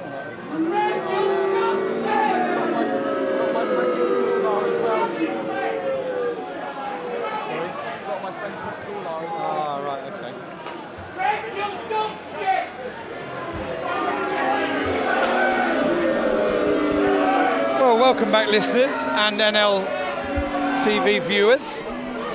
As you can probably tell by the boos, the referee's out for the second half, and the teams already await him. Richard Petty has been in touch to say that he's hearing a little bit of a muffled sound on the reception of commentary. No one else has said that. If anybody else can hear that, could you let us know, and then we can try and see what the issue is. Otherwise it may well just be at your end, Richard. So Aldershot have made a sub. Kwame Thomas has come on, and who's gone off, Freddie? Theo Widrington has gone off. Theo Widrington off He's on a yellow as well, isn't he? Kwame Thomas has come on. So we'll see if we can pick Aldershot's formation. Harfield left back, Rowe and Minoga the centre backs, Glover the right back. Stokes and O'Keefe central in midfield. It's a 4-2-3 at the moment. I dare say that Thomas Barham fair play to Tommy Widrington. You've got to give it to him, Freddie, haven't you? 3-0 down to 10 men. You take off a midfielder and bring on a forward. Again, the North Stand think Aldershot should have had a throw. Again, the ref gives it the other way. We do need to keep some perspective here. I would imagine they're going to challenge every decision he makes, even the ones that are correct. There's a great turn from Nick Horton, and he's into the penalty area and he pulls it back, and Van Stappershoef snaffles at his near post. And we're a minute into the second half, where it is Aldershot Town 0, AFC Fylde 3. Jason Burney can hear the muffled sound as well. Really don't know what it is. Nothing indicating any problems at our end. Apologise for it, listeners. And Graham Whitehead said everything sounds fine to him. So it might depend on what platform or format you're listening. And of course, if you're watching on NLTV, then even if you can't hear us, you can see the action. Here's Fylde winning the ball again. There's going to be some turnovers here. Rowe gets a foot on it, but can only tow it into the path of Josh Kay, who goes down inside the penalty area. The referee gives a goal kick, and I'm going to be honest and say I wondered if that was a penalty. Yep, Josh Kay was clean through with Minoga and Harfield for company, and he's just booked Josh Kay here for his protest. Yep, Kay was through. He might have been clipped by Van Stappershoef. He went down, and no penalty given, goal kick. Keith Deere says he can hear the noise as well, and the only thing that we can probably do is switch off and switch on again, which means you'd lose us for a little while. And ironically, obviously Aldershot are 3 goals down, and they've now gone with an extra forward on, which is fantastic. I just love to see it. Slightly worrying, of course, as well. But ironically, if they do keep mixing it up and the referee at some point levels it at 10 men each, it might be one of the best ways Aldershot might get back into it. Here on the right hand side is Connor Barrett. He gets his cross in. It's missed by everybody, and when I say everybody, I mean 2 Fylde forwards and Ryan Glover, so I might have been exaggerating a tad. 48 minutes gone, Shots 0, Fylde 3, and Aldershot playing a 4-2-3 formation in the second half. Best form of defence and all that, but Fylde are so good, aren't they, on the transition? It's a bit worrying. There's a good win from Glover. Pokes it up to Kwame Thomas, holds it, gives it to O'Keefe, sends it forward down the line. It's headed into touch by Davis. Tommy Widrington doesn't want to talk about or do anything that might look like damage limitation. He only knows one way. No funny noises for Steve Brett. That's good to know. And Graham Whitehead said it's absolutely fine through the BBC Sport app. And Mike Winfield also says it sounds good to me. We've had something else from Mike Winfield too. We'll come to that when we get a little break. He said, is something brushing the microphone or the effects mic? Not that I can see. Ref gives another 50-50 decision to Fylde in the middle of the park. And our producer says everything sounds fine. And Greg, who is watching on NLTV, said he can hear the muffling intermittently. Meanwhile, Fylde have taken the free kick. Aldershot have come away with the ball. Stokes is shaking off one player, then he overruns it and gives it away rather easily. And Keith Deere agrees with me. He thought it looked like a penalty to Fylde. And I wonder if the referee, to try and get the crowd off his back a bit, didn't give one there. You know, you can't referee like that. You've got to give what you see. So we'll have to assume he had good reason as to why it wasn't a penalty. Hopefully Fylde supporters listening and watching will now realise that we do call it as we see it, because we did question whether they might have had a penalty there. Here's Connor Barrett bursting into the penalty area, and he has a heavy touch, coming together with Harfield. A little bit of a standoff and a stare out, and then Harfield has to be careful what he's what he says to the referee, otherwise he'll be in the book. Unfortunately, the referee is making it all about him now. Stuart Griffith says it sounds like a cable slightly loose, watching on National League TV. We have no control over the sound that's going through to NLTV, Stuart, or any other listeners or viewers. Apologies for that. But basically what they do is they hijack our commentary. If you want to hear the commentary clear, go and use the BBC Sport app or online. NLTV are not paying anything for this. So it is what it is. Here's Fylde breaking away on the left-hand side.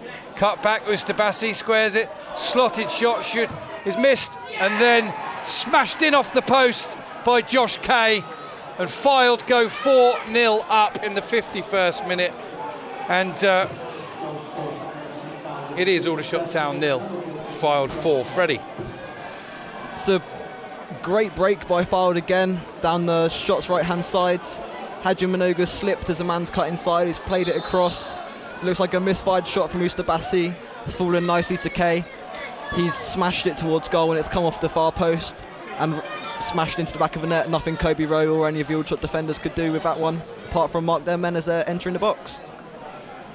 That's Freddie Snell, who I'm sure you'd agree, listeners, has been superb this evening. Mike Winfield said, "You've got a really decent co-commentator tonight. He's articulate, knowledgeable and extremely polite and professional. And you guys sound really good together." So thank you very much for that, Mike, and I'm sure Freddie appreciates it. Thank you, Mike. Appreciate the feedback. Okay, lots of feedback coming in. I think we've now narrowed it down to the sound issues are related to the NLTV coverage, and I have no direct control of that, listeners and viewers. So it does sound as if everything's nice and clear on the BBC side of things. Unfortunately, you might prefer the muffled version if you're an Aldershot Town fan. 52.5 minutes gone. Shots with 10 men. Kean Harris sent off 0. AFC Fylde 4. And Aldershot being a bit brave and going in a 4-2-3 formation. And they are highly liable to be picked off on the transition, as Fylde just did. I mean, to be honest, any number of players could have scored. The first one could have shot, pulled it back. That person slipped and mishit it, and it went out to Josh Kay, and he fired in his third goal in 2 games. Yep, there were men arriving in the box, and Shots couldn't pick them all up with a lack of defenders on the pitch, so it was an easy picking for whoever got the shot away. Ball's back with the Fylde goalkeeper Theo Richardson.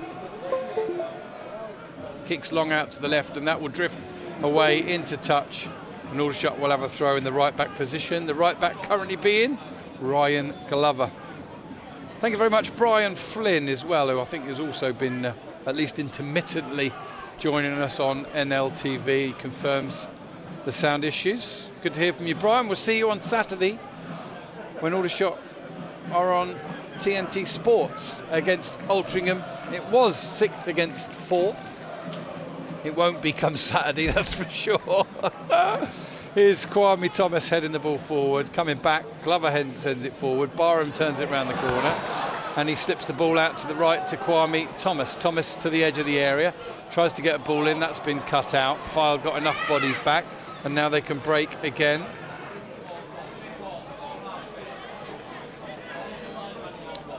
Horton sends the ball out to the right-hand side, where Josh Kay, who's on a hat-trick now, picks it up, just puts his foot on the ball. And there's a bit of swashbuckle, isn't there, about Fylde? They know they're going to win. They know the shots are down to 10. They're 4 goals to the good. They're heading for their 6th win in 7 matches. And you can see them turning it on a little bit here, can't you? Yeah, they're into game management. They're not pushing forward if they need to. Just break. Here's Kay down the right-hand side, gets the squash. Oh, got it in. Ball was half cleared. Horton headed it towards goal, but Van Stappershoef read it, so no brace for Horton. He's on 1 goal. Of course, Kay's got 2, Horton and Ustabasi. I dare say Fylde will fancy their chances of increasing that lead throughout the evening. Ball's in touch on the far side, throw in given to Fylde. So Tommy Winton's made 2 substitutions already. He's also got Ashley Akpan, Roland Menayes and James Daly on the bench. Dare say we might see Daly at some point, but he might have to call upon Menayes yet. Here's Fylde coming down the left-hand side, and it's Max Conway on the ball. Gives the ball to Ormerod. Now they switch it. They can find a man over almost anywhere they want. Is Connor Barrett at the edge of the area. Tries to play it through, gets it all wrong, and he goes through to Van Stapperschurf.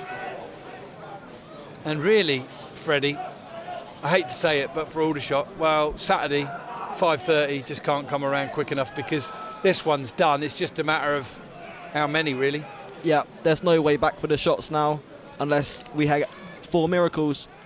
And the game against Altrincham on Saturday is going to be a hell of a fight. And we're going to have to be our A game without Kean Harries as well. But we have a quality replacement in Roland Menayes on the bench to come on Saturday and to hopefully provide a good service for us. The 10 shots players that are out there are battling hard.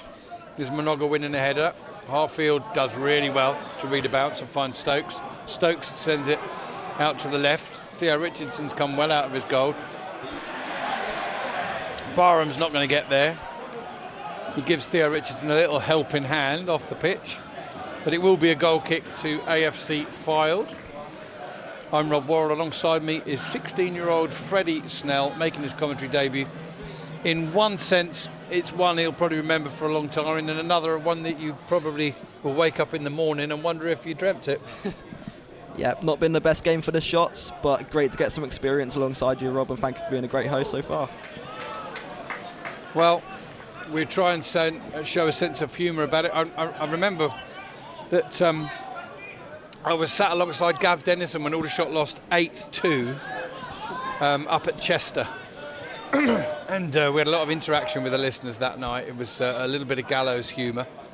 I don't think there's too much wrong, to be honest, with this Aldershot town side. I think a couple of very bad refereeing decisions, some good Fylde play, and a bit of red mist for Kean Harries is all adds up to why we are where we are. Still inside the hour mark, and the shot's 4-0 down and down to 10 men. Here's Fylde pinging the ball out to the right hand side. Kay has got support of Barrett, plays the ball in. Ormerod leaves it, which wasn't the right decision. Monoga clears it to Rowe. Stokes has got it, and Aldershot just playing it around inside their own penalty area. Harfield playing the ball down the line. Stokes can pick it up, holds it up, almost dispossessed by Barrett, but he can Barrett even. He can only poke it to Harfield. He plays it up to Barham, and Barham wins a free kick for the shots. Feeds the ball quickly to Stokes, who feeds it to Tolaj. Tolaj out to the right hand side, and he gets that one all wrong. Glover desperately trying to get forward into space, but Tolaj just played it too far in front of him, too firmly. And time, well, 58 and a half minutes gone. And as I said to you at half-time, Freddie, I'm not quite sure what Aldershot can get out of this. I mean, they started the day, I think, on a -1 goal difference. Obviously, it's now -5. Depending on other results, ironically, they may still be in a playoff position come the end of this evening. Oldham are playing, and so are Halifax, but we'll have to see what happens in those games. But either way, you play for 3 points every week. This 3 points has gone. Yeah. And Aldershot will start the search for 3 more on Saturday. And of course, Altrincham will be there. They're also in great form. Justin Amaluza, Chris Clark, Regan Linney, some terrific players. And probably Altrincham, probably the one side that have got all that lovely forward attacking play, but are a little bit more reliable at the back, aren't they, as well? They don't concede too many. Altrincham are very good going forwards with the likes of, as you said, Chris Clark. He's an absolute brilliant player, and he can turn it on whenever he wants. But they've got a really solid defence. They don't let in many. But it's a great mix to have in the National League. If you don't let in many, you score a lot. You're going to win more games than you lose. Absolutely. It's definitely a thing that Tommy Widdrington struggled to get the balance with this season. He's got the 3rd top scorers in the division, and I think the 3rd leakiest defence as well. They may have crept up to 4th recently, but with the 4 goals they've conceded tonight, they're definitely dropping into the bottom 3 with that one. Fylde are going to make a couple of substitutions. They're going to try and capitalise. They got the opportunity to rest a couple, and they got an opportunity to throw a couple on in a great situation, 4-0 up against 10 men. So who can blame them? In terms of who the substitutes are, Ashley Hunter is coming on.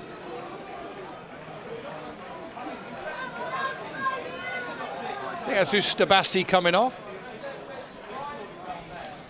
So yeah, Ustabasi who's scored again today.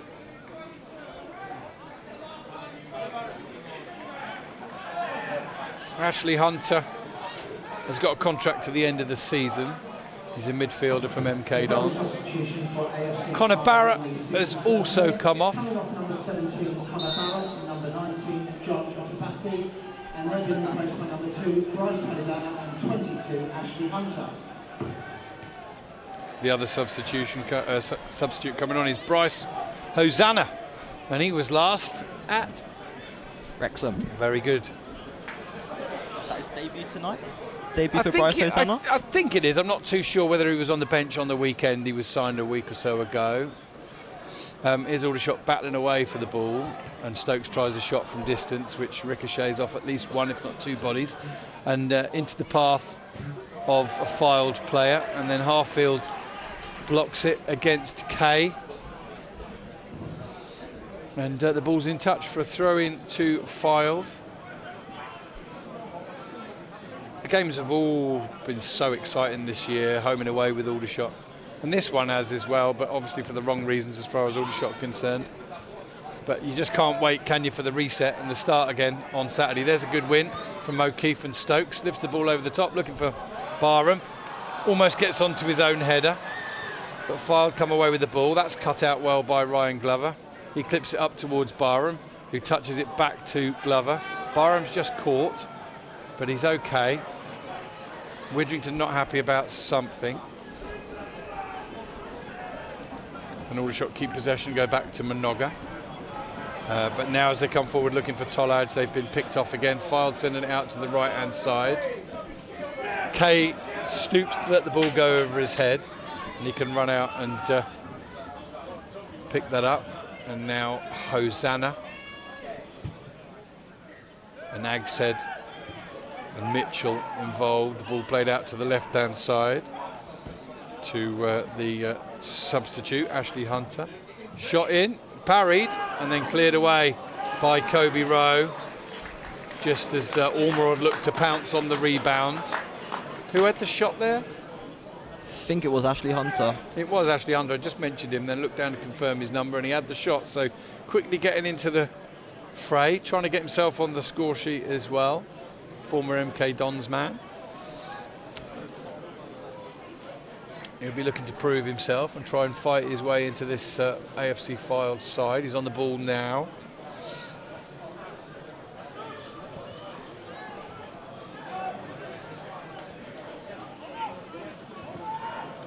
Fylde just exchanging passes on the edge of Aldershot's town final third. Now they send it down the left-hand side. There's a heavy touch, and the ball is sent across the goal. Goes out of play, then back in. Referee recognises that, gives the goal kick to the shots, and well, I guess there's no doubt that Aldershot will.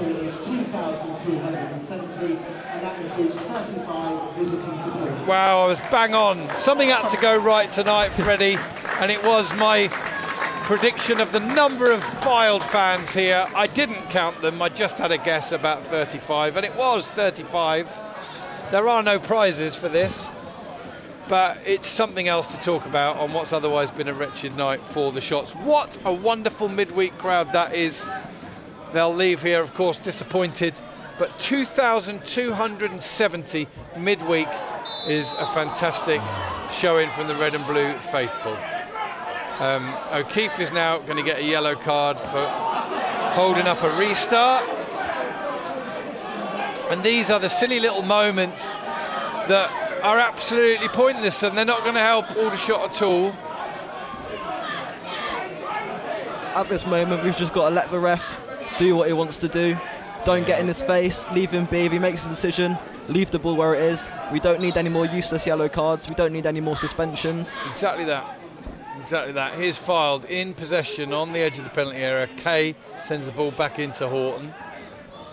Harfield gets there first. Horton reads Harfield's next touch and then blocks it from Harfield's swinging left leg, and the ball goes behind for a corner. Just saw Nick Horton just holding his head there. I hope something wasn't thrown, but anyway, he's got on with it, and the corner's been taken short. Kay finds Horton, he squares it across. Rowe gets a foot on it, it's half cleared, and a shot with the outside of his right foot by Ethan Mitchell is blocked and cleared, and Kwame Thomas picks the ball up inside his own half, but as he goes back to Glover, who then goes back to Van Stappershoef, Fylde have just got themselves back in possession, out of possession now. They'd love, of course, a clean sheet as well tonight. There's a lovely little hold up from Tollage and a little back heel to Stokes, who finds Harfield. Harfield comes forward, ball's cut out. Back heel also from Horton into the path of the number 24, and then Minoga positions himself well against Ormerod, who's looked a bit raw and ragged, hasn't he, Ormerod? But we are going to see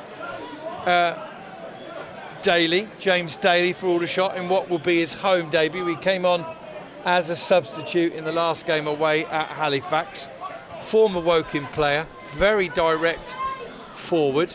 There's a good headed winner from Kobe Rowe, plays the ball up to Kwame Thomas, who holds it up.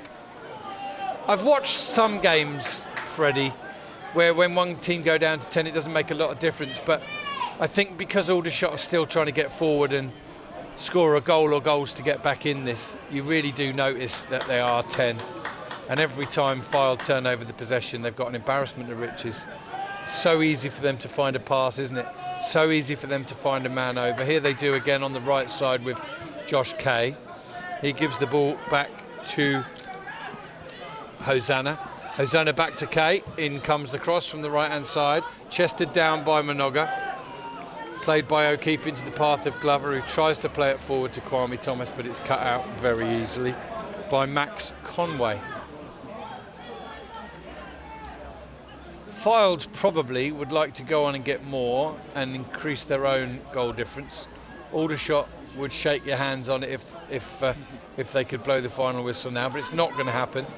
They're going to have to endure, and we're going to have to endure another 22 minutes plus added time, knowing that Aldershot are succumbing to defeat here.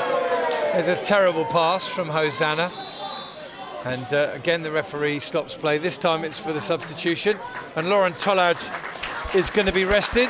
He's not going to add to his tally, and the National League's January Player of the Month is not going to score or assist tonight. James Daly's coming on into, by the looks of it at the moment, the middle of the front three attack for Aldershot, who continue to play with 10 men in a 4-2-3 formation.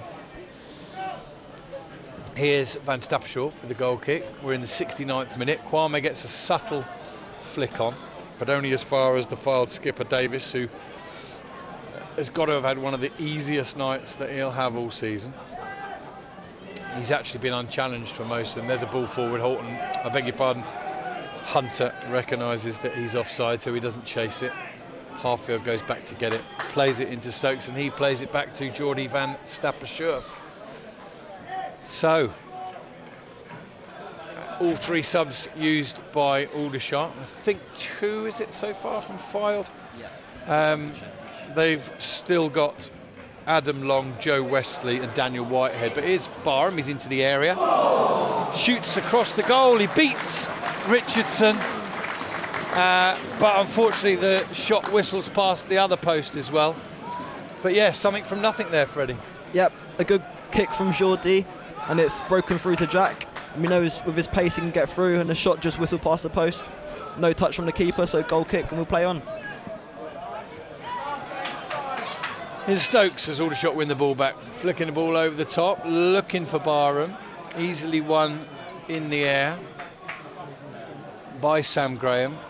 He exchanges passes with Hosanna, and then goes back to Richardson, who goes out to the left. And it's interesting, if nothing else, seeing Aldershot play with the back four, Freddie. Yeah, it's something we haven't seen at the EBB for a long time. Credit to Ryan Glover, he's just won the January Player of the Month, and he's played probably almost half the positions in the team now. He's played right across the middle, and now he's playing right back. Yeah, I wouldn't be surprised if we'd see him in goal at some point this season, just so we can fill every position. But he's been a credit to himself. He's worked himself into the ground. I know under Mark Mosley, he played up front a couple of times as well, didn't he? Yeah. It's not Aldershot Town's night, it is AFC Fylde's. It kind of feels like it's all done, listeners and viewers. But I do suspect it's probably only AFC Fylde fans who really want the game to go on, don't you, Freddie? Yeah, the game has lulled completely. There hasn't been any chances for a little while. Saying that, Fylde seems to be breaking again. And they're going to make a third substitute as well. Here's Hosanna. Yeah, I mean, one part of Aldershot's damage limitation is they don't want anybody else getting sent off or suspended for Saturday or picking up an injury. Yeah. They do need to go. It's almost a training ground exercise now. That's what it's ended up being. The ball from Mitchell to Kay goes into touch. There's a throw into Aldershot, but the referee stops play because Fylde are going to bring on Joe Wesley, and they're going to bring him on for Josh Kay, who's done really well coming back into the Fylde side Saturday and today. 3 goals in the 2 games. He won't go on and get a hat-trick. And secretly, I think he'd be quite pleased to get the rest and go again on Saturday, won't he? Yep, He's worked himself into the ground. He's been up and down the pitch. And he's had 2 brilliant finishes, to be fair to him, to score his 2 goals and double his goal total for the season. So Joe Wesley comes on for Fylde, and that's a direct swap. And Fylde go all the way back to the keeper. Graham now goes back to the keeper. Squares it across. Barham still won't give up on it. And ball's in touch over on the far side. It will be a throw to the visitors in the left back position. And yeah, go on, Freddie. I wouldn't be surprised in these last 18 minutes to see James Daly push out to the right hand side, put Kwame Thomas through the middle, so we have a focal point in the middle to prey on the Fylde defenders, get Daly and Barham pressing high, getting runs off Kwame, and try and hopefully nick a few goals on the counter. Yeah, it's interesting, isn't it, that he's on the right, because I'm pretty sure he attacked down the left side when he was at Woking. But Tommy Widrington, one of his quirks as a manager is playing players in different places, isn't it? Is Horton sending the ball through to Ormerod, comes back onto his left foot, shot is blocked and runs through to Geordie van Staffordshire. And a free kick's been given anyway to Aldershot, but there was a coming together there between Rowe and Ormerod, and they both come off a little bit worse. Just a quick word on Joe Wesley, by the way. He's coming on loan until the end of the season from Burnley. And yeah, it could be the end of both those players' afternoon. And interestingly, Joe, if Rowe has to come off, he's getting to his feet now. I was going to say, if he had to come off, then with Harry suspended, shots down to and he's 9. still limping, Aldershot would go down to 9 today if he can't carry on. He looks really heavy-legged there, to be fair. But yeah, they could potentially be without Rowe and Harries on Saturday. Just as well, Monoga's come back from the African Nations. Yeah, that'd be 2/3 of our back 3 centre-backs gone. So then you'd be left with Harfield, Monoga and Menzies as a forced back 3. A forced back 3, or they play as a 4. I'm sure that'll depend on what is Barham into the area. Is he onside? Pulls the ball back. It's cleared away by Sam Graham. And Harfield's going to keep this in, rather than let it trickle out for a throw. Now he's going to send a cross in, headed away by Graham, only as far as Stokes, who heads it back in. Kwame Thomas heads it up in the air. Ball bouncing around, 50-50. Stokes is fighting for it. He's onto it. He's into the end of the penalty area. Squares it, and it's missed by Thomas, lunging in at it. Aldershot have picked it up on the right-hand side and played it off of the Fylde player for what they thought was a corner, but the assistant referee, well placed, has either given a goal kick or an offside, I don't know which, but either way it's a free kick inside the penalty area for Fylde. 75 minutes very nearly gone. You're watching this, Fylde fans, you'll be loving it. You're close to that 6th win in 7. and probably up another place in the league table as well. Yeah, moving up to 17th as it stands. 2 more goals and you go ahead of Wealdstone on alphabetical order. The Shots, I'm delighted to say, despite being 4-0 down, are still in 6th position as it stands, and it's pretty much one to forget for the Shots and move on from as quickly as possible. Rowe is still limping. He is. And this isn't good. And they have a choice now: leave on a limping player, or go down to 9 men. The game's done. Probably the best thing to do would be to stick him up front, and he can still win the odd header. Yeah. And bring Kwame Thomas perhaps, or one of the other players into the back 4. He's walking really gingerly on that right ankle. He's hardly putting any weight on it Can't so afford far. to be exposed one-on-one. No. They've got to make a decision on whatever he needs to do in order to be fit for Saturday, surely, even if it's at the extent of conceding another goal this evening. Aldershot waste possession through O'Keefe. It goes all the way back to Theo Richardson. And if ever there was a night for a referee not to add on many minutes and just get it done, this is the one. I guess he's not going to face the level of vitriol that he got at half-time. But I couldn't really defend him. He'd got 2 or 3 very, very big decisions wrong, in our opinion. Yeah. I have to add, Yeah. because there may be people looking on, supporters of Father Aldershot, that see it differently. The person who said it to us shall remain nameless, but we did have a theory at half-time that Cian Harries may have just put his hand on the referee. I didn't see that. I've not seen footage. That may be the reason the referee sent him off. Certainly combined with whatever was coming out of his mouth at the time. It'd be a very justified reason to send him off, because you can't touch a referee in this day and age and get away with it. Anyway, we move on, or we try to. 77, I think the clock's stuck. 77 minutes and 19 seconds. Aldershot Town 0, AFC Fylde 4. The Shots battling bravely on with 9.5 men, having made all their substitutes. Here's Horton into the area on his left foot, squares it. Substitute here, Wesley's on it, shoots, it's blocked, cleared away by Minoga. Only as far as Ethan Mitchell. He pings it out to the left side where it's taken down nicely and played inside. Ball into the penalty area where Agshead plays it back out. Now shifted out to Bryce Hosanna. He's 1-on-1 against Harfield in the box. Drills it in and it's offside. It's found its way into the net through Joe Wesley. I think he literally smashed the cross in, and I'd be very surprised if Wesley knew anything about it, but it hit him and went into the goal, and the assistant referee came to Aldershot Town's rescue, Freddie. Yep, a very quick flag from the assistant to keep the Fylde fans as quiet as they can be when they're 4-0 up. But it's a brilliant ball across by Hosanna, and it's just smashed Wesley and hit the back of the net. Van Stapperscherf didn't have time to react. Goal kick then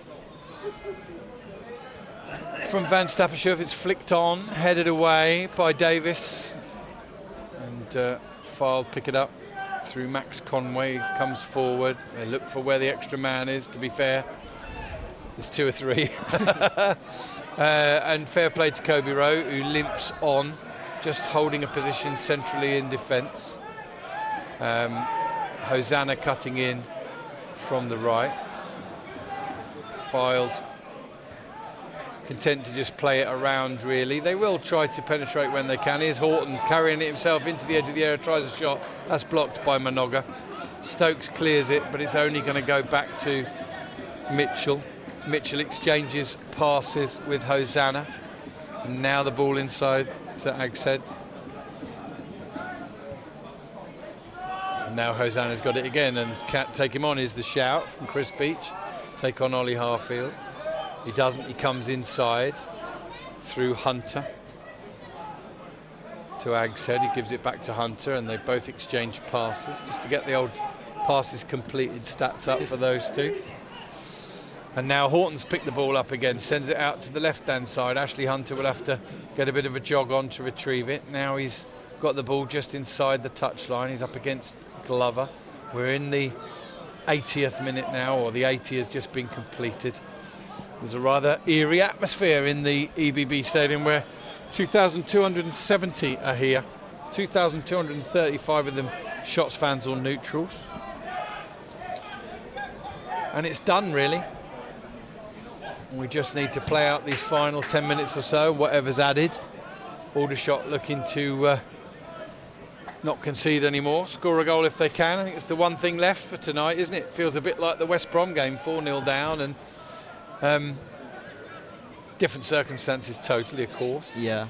But it would be nice if they could end on a high with the last goal of the night. Yeah. Here's Hosanna coming up against Harfield again. Turns on his inside, squares it, shot comes in, and it might have been creeping in the far post actually. Van Stappershoef got down low and just turned it around the post for a corner. So credit of a save there to Van Stappershoef. It's a good save by Van Stappershoef. It's low down in the corner. He's got down well to get just a slight touch, but he's tipped it around the post and saved Aldershot from conceding a fifth goal. I'm struggling to find positives for Aldershot tonight, but one of them is they've stuck together as a team, Freddie, haven't they? Yeah. And there's not one out there that's thrown the towel in. One or two have been a bit impetuous with their attitude and got themselves needless bookings. In comes the corner from Horton.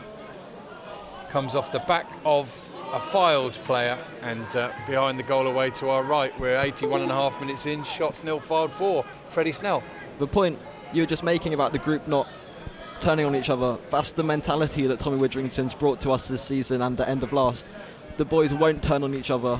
They'll stick with each other until the end, even with a shocking evening like tonight. They're not going to turn around, throw their toys out the pram. And it does seem like Kobe Rowe, like Robert said, has pushed forwards to just be a target man up front. Yeah, Minoga and Harfield and Glover still defending. Rowe just being a pivot in the middle of the pitch. Aldershot win a free kick. More ironic cheers from the home faithful. Fylde's defender doesn't like it, and his show of dissent is going to get him a yellow card now. Or is it the referee's having a word with Davis, the captain, is it? Yeah, Davis has got a yellow. And I've lost count, and I don't really care, but I think the referee might have hit his average of 6 or 6.8 or whatever it was. Red cards, of course, count double. Free kick then to Aldershot. High defensive line on the edge of the penalty area. Harfield clips the ball over it. Ball bounces down, loose. Handball, a few appeals. Didn't see anything myself. And Glover's going to send the ball back in. Thomas looking to jump.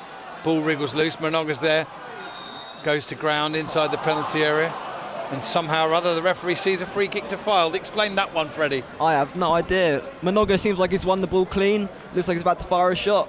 He's fallen over and the ref seen that as a Fylde free kick, not an Aldershot penalty. It was quite controlled really, saying that the referee might put his contact lenses on the wrong way round tonight, but no, I mean, he hasn't been as controversial in the second half, but all the damage was long since done. And we don't get the benefit of replays here. I'm sure our NLTV viewers will have done. I'd love to see the build-up to Fylde's second goal again. It just looked such a clear foul for Mormorod. And, well, none of the Shots faithful or the players or management could believe it, but that's a long time ago, and more goals have gone in since. Here's Hosanna pinging the ball across goal, and there were 4 Fylde players in there, and he just drilled it straight across, nowhere near any of them. Maybe trying a little bit too hard to impress, coming off the bench. Hosanna, who very rarely got played regularly, did he, at Wrexham? He had his time there was in fits and starts, wasn't it? The quality in that Wrexham side, you're going to struggle if you're not already in the team to break into it, the form they had last year. Obviously taking Notts County right to the end. Fylde clear into touch, 10 yards inside their own half. The ball comes down off the south stand roof, where they used to sit a washing machine long before you were born, Freddie. Stuff of legend. Somebody's probably told you over the years. Anyway, here's Kobe Rowe, Aldershot Town's right winger right now. Plays the ball inside, and Fylde have got it. And worse still, It's Horton that's got it. Referee did a little step over himself, I think, to avoid the ball. And Aldershot settle into a back four again out of possession. Fylde running down the left wing. We're in the 86th minute. Shots nil, Fylde 4. Cross comes in. It's pretty poor. And Harfield again showing great pace, tenacity and determination. Could have let that drift out for a throw, but came forward with it. Here's Mitchell taking down the ball. In fact, he can't, and Barham tries a shot from distance. And Theo Richardson takes 2 steps back and chests it down. Thought he was going to do a scorpion kick there for a minute, Freddie. Yeah. Colombian goalkeeper once did that. You must have seen that. I have seen that one. Well, there you go. Again, that was before you were born, I'm pretty sure. More than 16 years ago. If ever you know a team's winning, it's when their goalkeeper takes it down on their chest and then casually kicks it out to their defender with no pressure on them. Exactly. So, once again, Aldershot Town games, which have averaged 4 goals a game, just under, something like 3.95, I think it is. The 4 goals have gone in again. We may have more. Here's Hosanna. Can he come up with something a bit better this time? Sends it in. Horton's got it. He's going to try a shot. Left-footed, is he? No, he's running into the penalty area and then he's dispossessed. I don't know why he kept running when he's got the ability to shoot from almost anywhere. Here's Kwame Thomas holding the ball up. He's been pulled back. Referee missed it. And the ball's gone over to the far side. Nothing's quite stuck for the shots tonight. Ever since that first goal's gone in, we were linking up well for the first 25 minutes. But ever since that first goal's gone in, nothing's quite stuck up front. The defence have done well in the second half, but still they've found gaps in it to penetrate. And losing Cian Harries has certainly put paid to that, and potentially Kobe Rowe, who's still limping around up front. Jill, Baz and Alfie in Sheffield listening in, as they often do. Well, they may be watching as well, I'm not sure, but they said the referee needs a red card. That'll be the day. And Lewis Davis said it could be worse, we could support Harrogate. I don't know how they're getting on, but I'll have a look. They're doing quite well this year, I think. Well, they're doing quite well this year, but they may not be tonight from what... yeah, they're 9-2 down against Mansfield. 9-2. Yeah, Mansfield 9, Harrogate 2. And well done, Lewis Davis, for finding a positive there. Aldershot are only 4-0 down. Harrogate are 9-2 down. Here's Fylde with the ball into the far post. Ormerod heads it back across. It's towed in by Wesley. The goal counts. I just don't know whether it was Ormerod or Wesley. Fylde won't care. Those two can scrap it out. Excuse me. In the 88th minute, it is Aldershot Town 0, Fylde 5, and Craig, the PA announcer, has given it to Ormerod. We won't know from this angle whether the ball was over the line or not when Wesley towed it over. Freddie. To be fair to Fylde, that was a great goal. A brilliant ball in by the man on the left-hand side. A great header across by Ormerod. Whether it creeps over the line, it was certainly going in. So whether Wesley just towed it over or it was already over by the end, we won't know. But even with conceding that 5th goal, the Shots fans sound like they're in good voice. Aldershot's goal difference goes back to -6. I think Eastleigh are the only side ever to finish in a playoff position with a minus goal difference. They can take the goals off Aldershot, but they can't take the points. They're going to remain in 6th place tonight. Can they get a goal? Harfield with the ball out to the right-hand side. It's a good one. Thomas has got it. He's 1-on-1 against Max Conway. Come on, Aldershot, you score every other week. In comes the ball, headed away. It's surely a foul on Rowe, but nothing is given. And Horton pings out a ball to the left-hand side. The Shot supporters in the north stand say it's offside, and that's not given. And Fylde are looking for a 6th here. Here's Ormerod again. He is dispossessed rather easily. I think he will be credited with the AFC Fylde goal. There's a coming together between 2 players there. Ball's played up towards Rowe. He's still limping. Conway plays it through the middle. He finds Agshead. Out to the left-hand side now. And squared across. And in fact, it's a shot from Hunter into the side netting. We've got 8 seconds left of this plus added time. Please don't there be any more than 3 or 4. We've all had enough. We'd like to go home, please. 4 minutes, thank you very much. We'll shake on that. 10-man shots nil, AFC Fylde 5. Thomas heads the ball down. Hosanna's in a foot race with Barham, which Hosanna will win. And Aldershot have got, Freddie, 4.5 minutes to score a goal. Hopefully we can and prevent Fylde from getting their 5th clean sheet this season. To be fair to them, they have defended very well. We haven't offered too much going forwards, but hopefully in this last 4 minutes we can steal a goal, get one back on our goal difference, and then push on Saturday. Here's Daly in possession. He wanders inside, then he comes back outside to Harfield. And, well, there'll be not a single supporter here of Aldershot Town tonight that will complain about the effort of their team. They've stuck together. It's not pretty, it's not clever, it's not a good score, but here's Stokes finding Thomas, giving the ball back, sends it in. Not quite sure what Stokes was trying there, and it drifts out of touch behind the goal. It will be a goal kick to AFC Fylde. And we've got 2 minutes 50 more seconds to endure. We'll give our congratulations to AFC Fylde on a fantastic away victory for them. And a 6th win in 7, up to 17th in the league.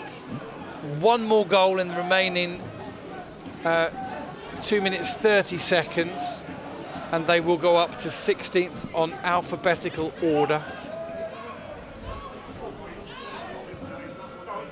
You wouldn't bet against them doing it, would you? Here's Agshead carrying the ball forward. Is he going to pass it out to the left? He is, to Hunter. Hunter back to Agshead, gets the ball back from him again. And now Horton drops into a pocket of space, but it's picked off well by James Daly, working back for the team. They go back to Van Stappershoef. Thomas heads it on, but it's too straight, too direct. It'll go all the way through to Theo Richardson. And Fylde will try and muster one last attack, and the Shots fans are breaking into song. I think enough time's elapsed since they knew the side weren't going to win today that they find a little bit of a sense of humour. Credit to Shots fans tonight. They have burst into song sporadically, even when we're at half time or we're 3-0 down and into the second half and we've gone 4 and 5 down. They've stuck together with the boys, they've pressed them on, and they've tried to encourage us over the line, and unfortunately that hasn't happened today. That's Freddie Snell, who I'm sure you'll agree, listeners, has had an excellent debut in co-commentary. And Freddie, we'll be very happy to have you come and join us again.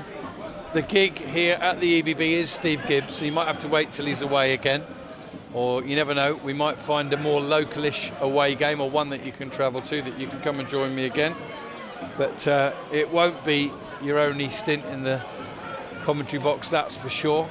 Terrific job on debut, and hopefully from your point of view, next time you sit in the chair you can call a Shots win. Yeah, hopefully. Can't get much worse than a 5-0 defeat at home, so anything could be better. I know some of Freddie's schoolmates are listening in, and his family as well, and I'm sure they'll take consolation, as Freddie will, that it's gone well, at least here in the commentary box. Hasn't gone very well for our referee this evening, Jason Richardson. I do hope, and I'm sure referees will, even if, you know, there'll be an assessor at most matches anyway, and I do hope he gets some feedback and he looks at himself, at some of the decisions that he's made in the first half, which have incensed the Aldershot faithful. But that's to take nothing away, Freddie, from Fylde, who have been superb tonight and extended their excellent run of form with a 5-0 victory against 10-men Shots. Final summing up, and if you can find one, Freddie, an Aldershot Town man of the match. Yeah, poor performance. Well, not even a poor performance, just a poor day in the office for Shots. It's not gone our way from the get-go. Conceding 5 goals at home is never good, especially on a Tuesday night when everyone's freezing. And it's been raining all day as well. Credit to Fylde, they've been brilliant today. They deserve their win and continuing their great form. 6 wins out of the last 7 league games is no means feat. Especially credit to their 35 fans coming down. It's a long journey up from down from the Blackpool coast. So credit to them. Credit to the Shots fans who've stuck with the team, most staying behind, most staying the whole length of the match. unlike the West Ham fans who escaped at half-time early. Shots, hopefully we can go again on Saturday. Hopefully Kobe Rowe's injury isn't too bad. He seems to be limping off the pitch at the moment quite gingerly, so we'll just see how that goes. Yeah, that was very brave from Kobe Rowe carrying on, and I'm not sure, to be honest, whether it was the right decision. We'll see if he appears on the pitch on Saturday. He's struggling a lot. He's needing help to get off the pitch from one of the Aldershot medical team.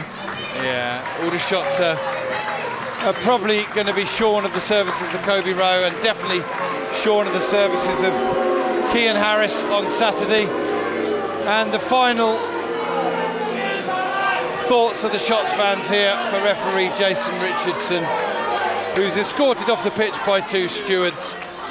But one thing that won't change, Cian Harris has a red. He will not be available on Saturday, and Aldershot Town have lost by 5-0.